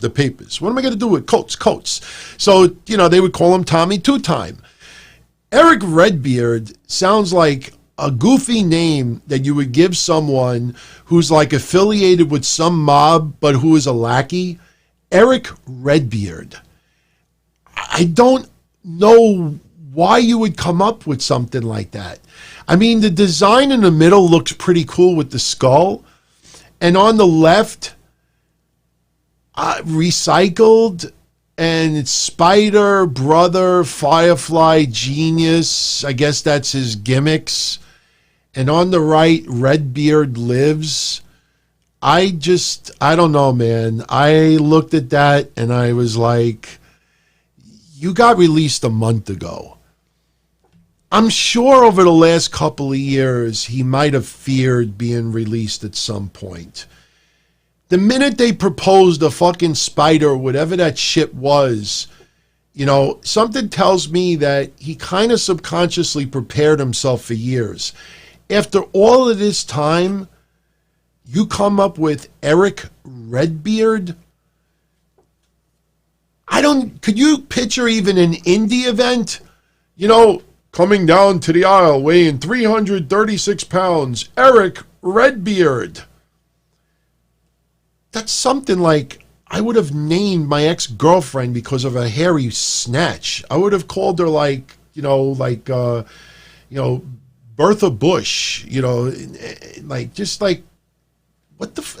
what is that? Eric Redbeard. I don't know, man. Maybe you're right, Darren. Maybe somebody came up with that. Maybe somebody won a contest. I wonder if Pro Wrestling Tees came up with that. Hey, I need a good name. All right, so, you got a beard and it's red. Your first name is Eric, so we'll call you Eric Redbeard. I don't even think his first name is Eric. Like, you go from Eric Rowan to Eric Redbeard. I don't know, man. I kind of feels like it feels like it should be the opposite. You go from Eric Redbeard, and then you get released from WWE, and then maybe you go by your real name, even though it's not Eric Rowan. But you go from Eric Redbeard to Eric Rowan to Eric Redbeard. Ivana Humpalot. Yeah, I like that one. Yeah, so that's his merch. Look, the shirts look all right, but man, I mean, you see EC3, That guy reinvented himself. I already got one of his new shirts. You know, he the narrative and all this other essential thing. That guy totally reinvented himself in like 3 days.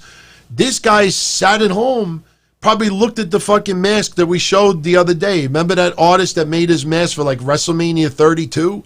What did he do? Just sit on social media? He can't be like one of these goofs that for the last 2-3 months, all they did was tweet.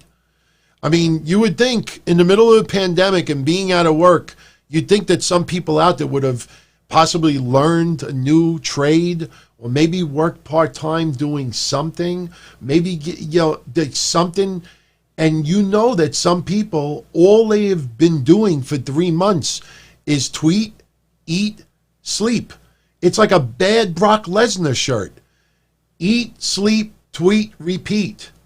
Eat, sleep, tweet, repeat. How does that pay the bills? So did this guy just sit home for a month? Eat, shit, sulk, repeat? How do you come up with Eric Redbeard? Oh, I don't know, man. Eric the actor.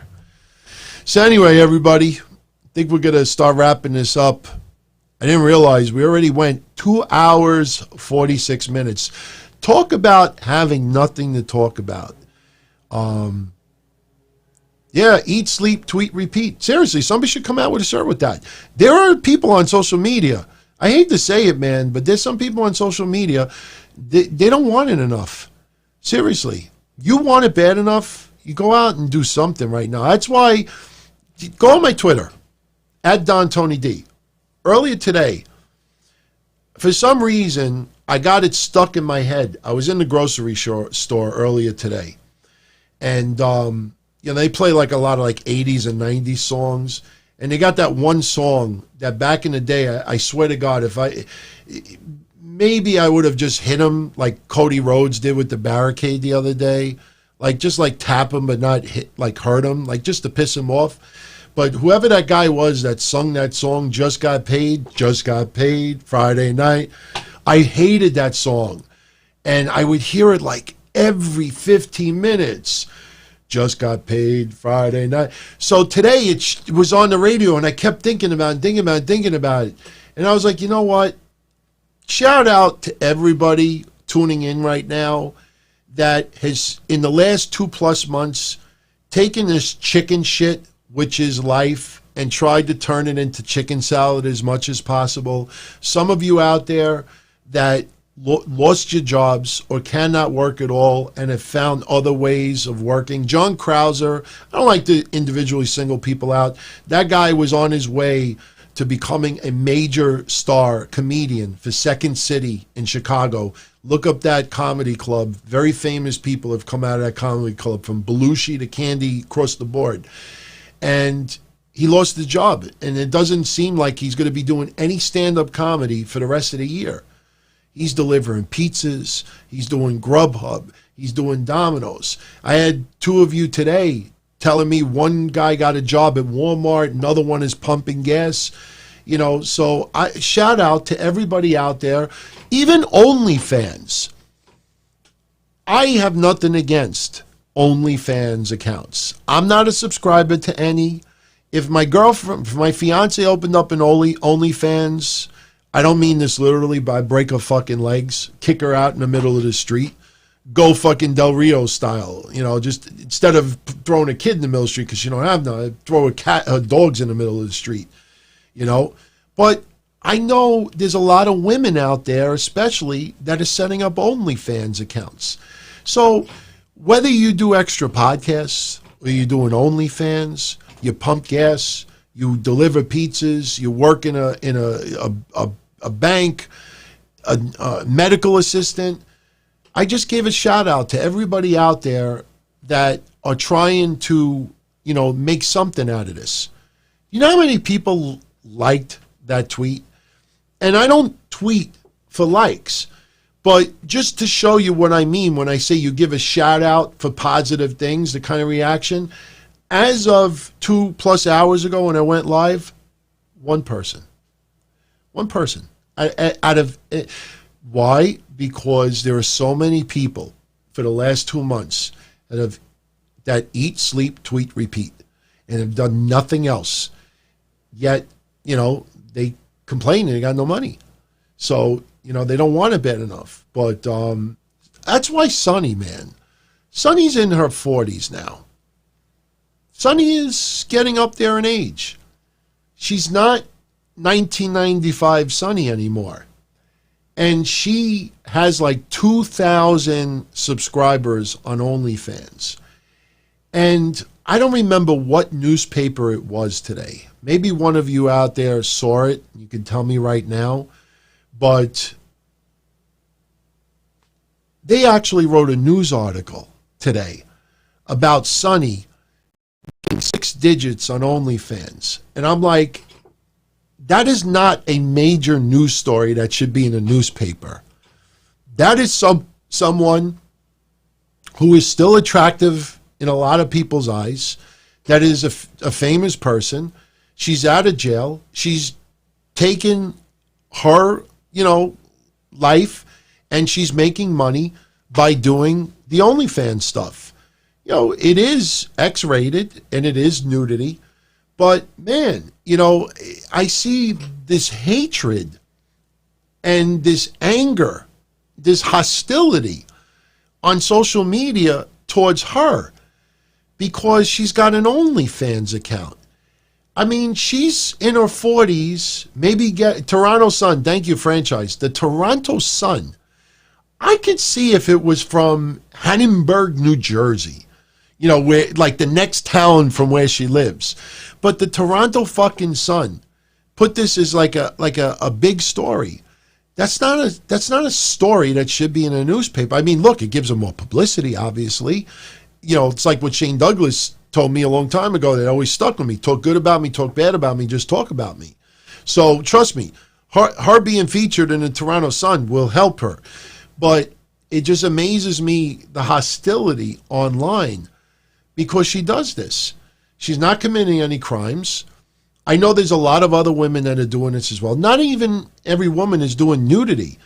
But if you could make some money the honest way, which is, not breaking the law, I give everybody credit out there. Seriously. She's 47 years old. I don't know why, people, she's 47. She looks 47. She actually, her body is in much better shape than what it was, a couple of years ago. I mean, prison could do that to you. You have so much time, you kind of like get into the routine. When I went into the Navy back in the day, I was only in boot camp and I was home in 3 or 4 months. But I found myself skipping meals and doing sit-ups in my bed and just, did that to pass time. And when I came back, I was like 60 or 70 pounds lighter in 3 months. So, but even with her body, as nice as it looks right now, she's 47. And I don't know why some people out there like make fun of her. And the only thing I could come up with is that, when they turn 47, they probably realize that, she's got OnlyFans. Those people have only one, and that is subscribers. They'll go to onlyone.com because there's only one person that would probably subscribe to them, and that's probably themselves. I'm sure we all that have YouTube accounts, we probably tried to subscribe to our own account so we get one extra subscriber on there. But YouTube is smart. YouTube's like you can't subscribe to yourself. But seriously, she's on OnlyFans, and these goofs would go on onlyone.com. They get only one thing. She's killing it with money. And there's a lot of you out there that are killing it in a lot of different ways. And I give you much props for it. And stay strong, seriously. I honestly think the worst is over. Ignore the press, man, because they're looking for red meat. And it's all politics. You will see them find any areas in the country, especially party areas, New Orleans, South Beach, areas like that, where you get young, naive, dopey, stupid partiers that don't even know, like, who Mike Pence is. I never forget when Obama was in office, I remember what show it was, but they were in the city and they were putting up pictures of people, and they put up a picture of Joe Biden, and like 90% of the young people had no idea who he was, and they were all supporters of Obama. So you see the news media that's looking for all the party areas, and it almost feels like that they're hoping that there's big outbreaks so they could blame it on Trump or wherever else, saying, you see, you let people back too early, and look what happened. Wait till the schools. When there's an outbreak in the school, you see, told everybody had to go back to school early, but meanwhile, you realize that a lot of that is because the parents would not vaccinate their kids. So it's fucked up, man. It's fucked up. Just be careful. You know, somebody pissed me off on Twitter, I think yesterday. They tried to twist my words from Wednesday. You know, you go out no matter where you live, you know, if you can, wear a mask. Be careful of your surroundings. You know, don't get in any strangers' faces that you don't know. If you happen to be in an area and somebody sneezes or starts coughing, get the fuck out of there as quick as possible. If you have hand sanitizer, leave it in the car. Even if you go into the store to buy a dozen eggs or a gallon of milk, you know, you don't know who else has touched the milk. You don't know who's touched the bags. You put the bag in your car, and then you the little sanitizer on your hands, and you drive away. You know, you be careful. And honestly, you know, you look at stuff like that. If you wear a mask, you keep your distance, you keep hand sanitizer, you clean yourself, you try not to do what I've been doing during the show and rub your face, you know, the chances of you getting it is slim to none. You know, you go into a fucking party, you know, with a whole bunch of partiers, and I don't care how hot the guys or the girls look. You go into a fucking, now the summer's coming and Memorial Day, you start partying, and just like that party that went on in Chicago like a week or two ago, that all those young people were in that basement, and it was like 50 people, and you know, if an outbreak happens in there, there's nobody to blame but those people there. Because after everything that went on, and that's unfortunately no way to stop that, unless you start fining people crazy amounts of money for not wearing a mask or this and that. And you can't force people to wear a mask for the next 5 years. But you yourselves, don't find it disrespectful if you wear a mask. I spray my office with Lysol every time a customer leaves. I started using something else. I can't remember the name. It's inside. But the other day I sprayed Lysol after a customer left, and the customer walked back in my office because he forgot something. I swear on my mother, he walked back in the office and he did this. He's like, what do you think? I got germs? What do you think? I got the virus? Why did you spray it as soon as I left? And I said, because I do that with everybody, you know, just from breed. And he's like, I'm not fucking sick. The guy got offended because as soon as he left, I sprayed the office like he was toxic. And I tried to say to him very nicely, I was like, look, I said, you know, I don't think you're sick either. But when people leave the office, I wipe down the chair and I spray the office with Lysol just to play it safe. I've gotten bad headaches from smelling Lysol all day long. But honestly, you want to see my mask? My mask are inside. But I posted Twitter videos of me wearing a mask. I have KN95. Not N95. Those are the really expensive masks. I have what's called KN95. A lot of drugstores sell them. They usually sell them about $4 a piece. They're disposable, but you can reuse them. I usually use one a week, but what I do is I wear it during the day, and then when I go home, I spray it with the Clorox hand sanitizer I have, because there's a little bit of aloe in it, and I let it air dry overnight. And then the next day I put it back on, and you really don't smell like any chemicals from it. But I sanitize the mask, and I use one a week. They cost about $4 a piece. But you got to be very careful because there's a lot of fakes online. Be very careful on Amazon and eBay. The latest fraud now on eBay, you got to be careful because one of my customers fell for it, man. A lot of people watching this will agree with me. A lot of people out there don't want to buy anything from China right now. China! Especially masks. So you have some people on eBay that will be selling masks, and it says U.S. seller. And if it's somebody who has an eBay account for years and years and years, you can trust them. But what's happening is that new eBay accounts are popping up everywhere because everybody sees money in this. Oh my God, all I got to do is sew a little bit and I can make $10 a mask. So you're getting all of these people now that are advertising U.S. seller, buy American, buy American, buy U.S., and there's one scumbag on eBay, because a customer came to me, he's like, how do I address this? He went on eBay and he was looking for the cloth masks, but he wanted the ones where you could put the filter inside, you know, those charcoal filters, I guess because he's an old man, so his breath probably smells like, you know, like worse than like unshowered snatch for a month. He smells like dead fish that it's like left in your trunk. I did that once. God honest truth. About 20 years ago, I borrowed my friend's car. Me and my friend Kenny, we went fishing in Hempstead Lake. And we bought night crawlers and little like minnows that we were going to go fishing with, freshwater.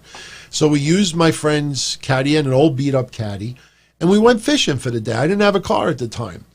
And about a week later, he calls me up. He's like, you owe me fucking $50, motherfucker. You're fucked up. And I'm like, what did I do?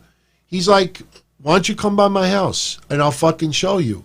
And I'm like, Billy, what did I do? He's like, just come over. I come over. I'm like, Billy, what's wrong? He takes his trunk key. He opens up the trunk. And I look inside the trunk and there's like worms everywhere. What happened was we went fishing and I had some night crawlers and some minnows left over and I forgot to dump them in the lake. You know, when you have bait left over and you're done fishing, we usually just put it in the lake, let the fish eat it, and that's it. I left it in his trunk by accident and it sat in the trunk for a whole week in the summertime. And that shit baked and baked and baked. And the next thing you know, there was worms everywhere. It was like dead. It was dead fish. And this guy, his breath probably smells like that. So anyway, he sees on eBay one guy claiming that he's selling this stuff from somewhere in Texas. So he buys like 4 cloth masks. He buys 40 of these disposable filters, spends like $100. And the shipping said 3 to 5 business days. He ordered this the first week in April. We're now the second week in May. So a couple of days ago, he says to me, he goes, could you help me with something? And he told me what happened. He still didn't get the stuff. So I pull up the tracking information because, you know, he didn't know what to do. And we look at it, and it's something like Jet Commerce something. I never heard of the shipping company before. It ends up that the guy doesn't live in Texas. But what's happening is people are using addresses that you can buy from like UPS or something. You could buy like a lot of people may not even know this, but you could go on UPS's website and buy a physical address. You want an address in New York? You could go to these lock boxes and buy an address, and you could actually have mail sent to that address. So what this fucking guy did, this is some Chinaman. This is some idiot from China. He set up an address in Texas. So everybody thinks that the stuff is being shipped through Texas.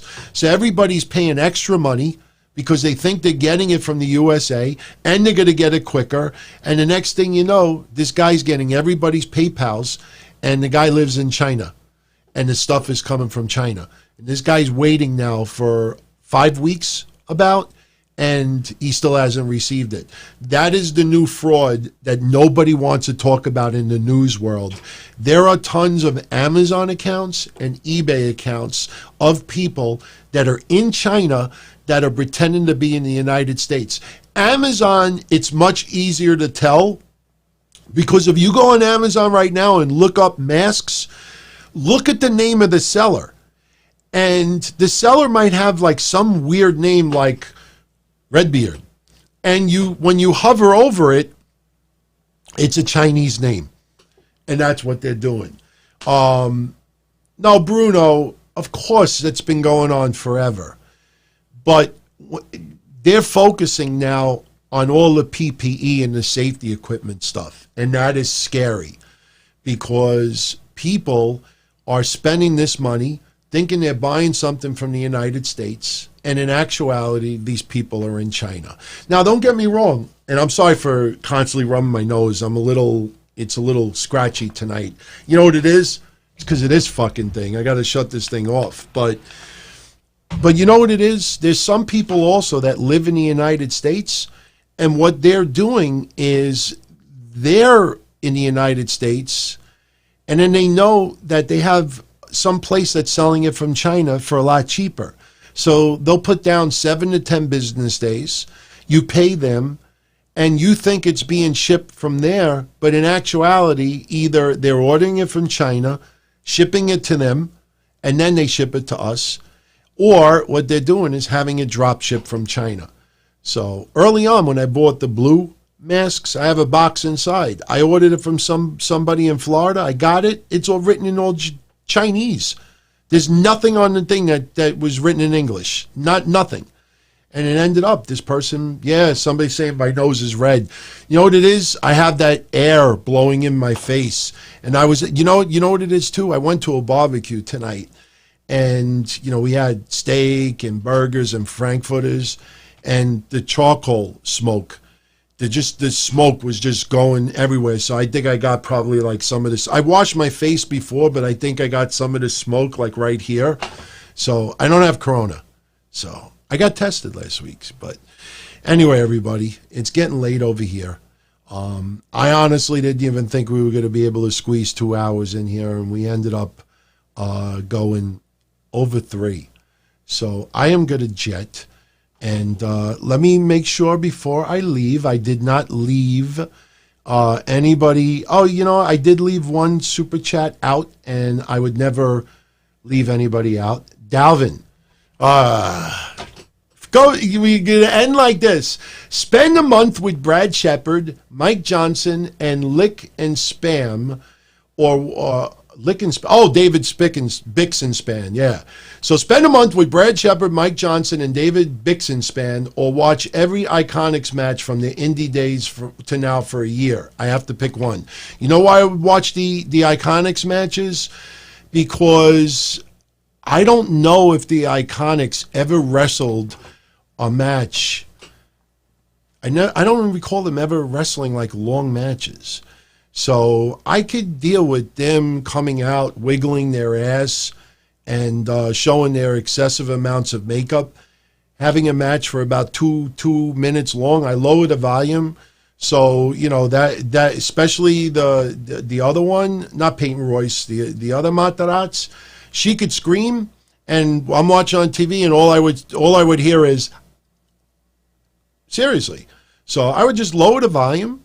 They're not, bad to look at. They're attractive. I would just, I'd watch their matches for a year. So as long as it's the last 12 months, because they've wrestled almost nothing. Over the last 12 months, how many matches did they have? 20? Seriously, man. But everybody, before you go, if you enjoyed this episode, I appreciate if you could hit the like button. I know it might sound a little annoying. God bless JD and Jason Solomonster and everybody else that, has a big following, because those motherfuckers, I don't know what they do. I don't know if they keep their fans hostage.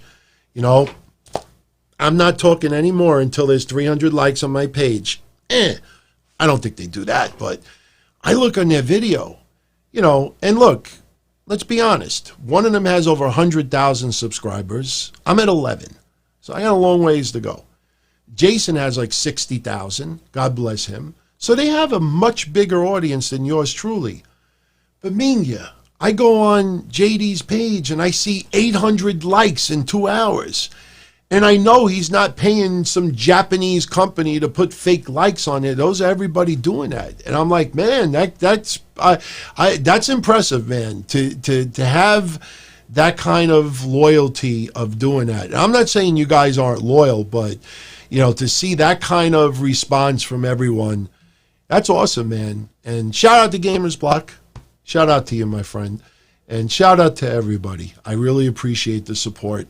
Never in a million years did I ever expect to have this kind of an audience in such a small amount of time. And keep in mind this is something a lot of people don't think about for real. And I'm sorry about this tonight. I'm embarrassed with that. It's definitely charcoal nose. I got charcoal nose tonight. I'm feeling it more now. I still put up audio versions of all of my shows.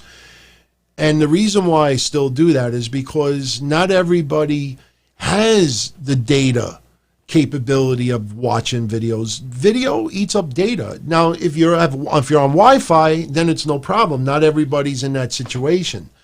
Not everybody has, the pleasure of seeing video. Not everybody wants video. I'm a video guy, and that's not going to change. But I always put audio versions also for anybody that wants it. Plus, the files are smaller. And because Libsyn, my company, that, they have really been very loyal to me for over a decade. That is the same company MLW just signed up with. Libsyn is an awesome company. If anybody out there ever wants a podcast company to host their shows, you let me know. I'll definitely talk to Libsyn. They hook you up. They're really fucking good. So I have this loyalty to them that I don't want to break. And they don't do video. They only do audio.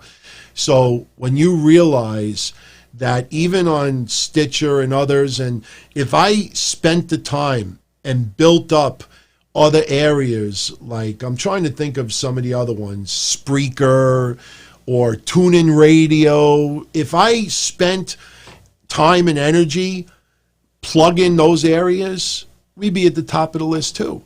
I don't really plug a lot of other hosting sites, but my point is that not only did my YouTube family grow huge in less than 4 months, but the audio side of this is still at that top. I mean, the audio downloads every month is only about maybe 1,000 or 2,000 different than what it was before. So when you realize that it's not just the YouTube audience, but it's the audio side as well, there's a lot more people tuning in than before. And I appreciate it, and I thank you very much. And anyone out there that, may like the shows, definitely let them know. If they don't like it, I apologize in advance. And, keep sending your feedback. Follow me on Twitter at DonTonyD. You could email me, dontony@dontony.com. Hopefully next week or the week after at the latest, we'll start taking calls. I just have to figure out if I'm going to do Google Hangouts and do that 225 Don Tony number or do Discord. I really don't want to use Discord only because it ties up everything. And I don't have someone to screen the calls. It's a lot easier when you have Discord and you have someone who screens the calls and then puts them in another chat room or another channel, and they just sit there and wait until I actually pull them up and do it that way. But I know, pluck, I know. I don't know what it is, man, all of a sudden. But I would prefer to do the 225 Don Tony number. I just got to figure out, do I do it through Google Hangouts or I do it through another means, because I don't have a screener. And, I didn't want to do caller ID stuff either because I don't need to know anybody's, names or anything like that. I know a lot of you want to keep your names anonymous, but I got to do some type of format because I start getting trolls. You block their number once and they're gone for good. So I got to just iron things out. I'm going to be talking to a couple of fellow podcasters out there that do take calls, and they're going to give me some input as well, and we'll figure it out. But definitely looking forward to chatting with some of you on the shows. Ultimately, I'm going to do a separate episode that'll be nothing but Q&A. So that will be announced in the very near future. But Yeah, it might have to do with the glasses too. It's weird. Like all of a sudden, it almost feels like I got like something on my nose. I don't know what it is. I mean, it's got to be the charcoal stuff because the charcoal was just blasting in my face before. But to be honest with you, when you're stuck with this crap for 2 months, even though I've been working, to be around friends and to have 75-degree weather and steaks on the barbecue, and you have that heat and the charcoal just blasting in your face, for some reason, I kind of enjoyed it. It almost was like perfume or cologne. You have I enjoyed it today. But I enjoyed this as well. Much love as always. If you're around Sunday and you're on our Patreon, or if you want to sign up, patreon.com/DonTony, Mish and I will be doing an episode of Breakfast Soup. And we always go, 2 to 3 hours per episode. So we will be online Sunday. For our VIPers, I will put up the thread Saturday afternoon so you could send in questions. And I did PM everyone the winner of the predictions contest, Money in the Bank. I don't have it in front of me right now, but I promised everyone that I would mention them on Monday. So I'll shout that winner out on Sunday and on Monday. So everyone, be well. Thank you as always for the support. Much love. And keep sending the feedback. Any ideas, suggestions, anything you think I should tweak, add, let me know. It is always welcomed and appreciated. So be well, everybody. Much love. I'll talk to you soon. Ciao. Don-O-Mite. It was fun to channel surf. It was kind of hard to do a little pocket pool after you hitting the last channel button 50 times for 2 hours plus. Don-O-Mite. And his whole idea of overanalyzing, he's an alcoholic and he misplaced the belt. And how could you have someone champion like that? The fuck out of here. Wednesday night. Don-O-Mite, you can have fun. You really are.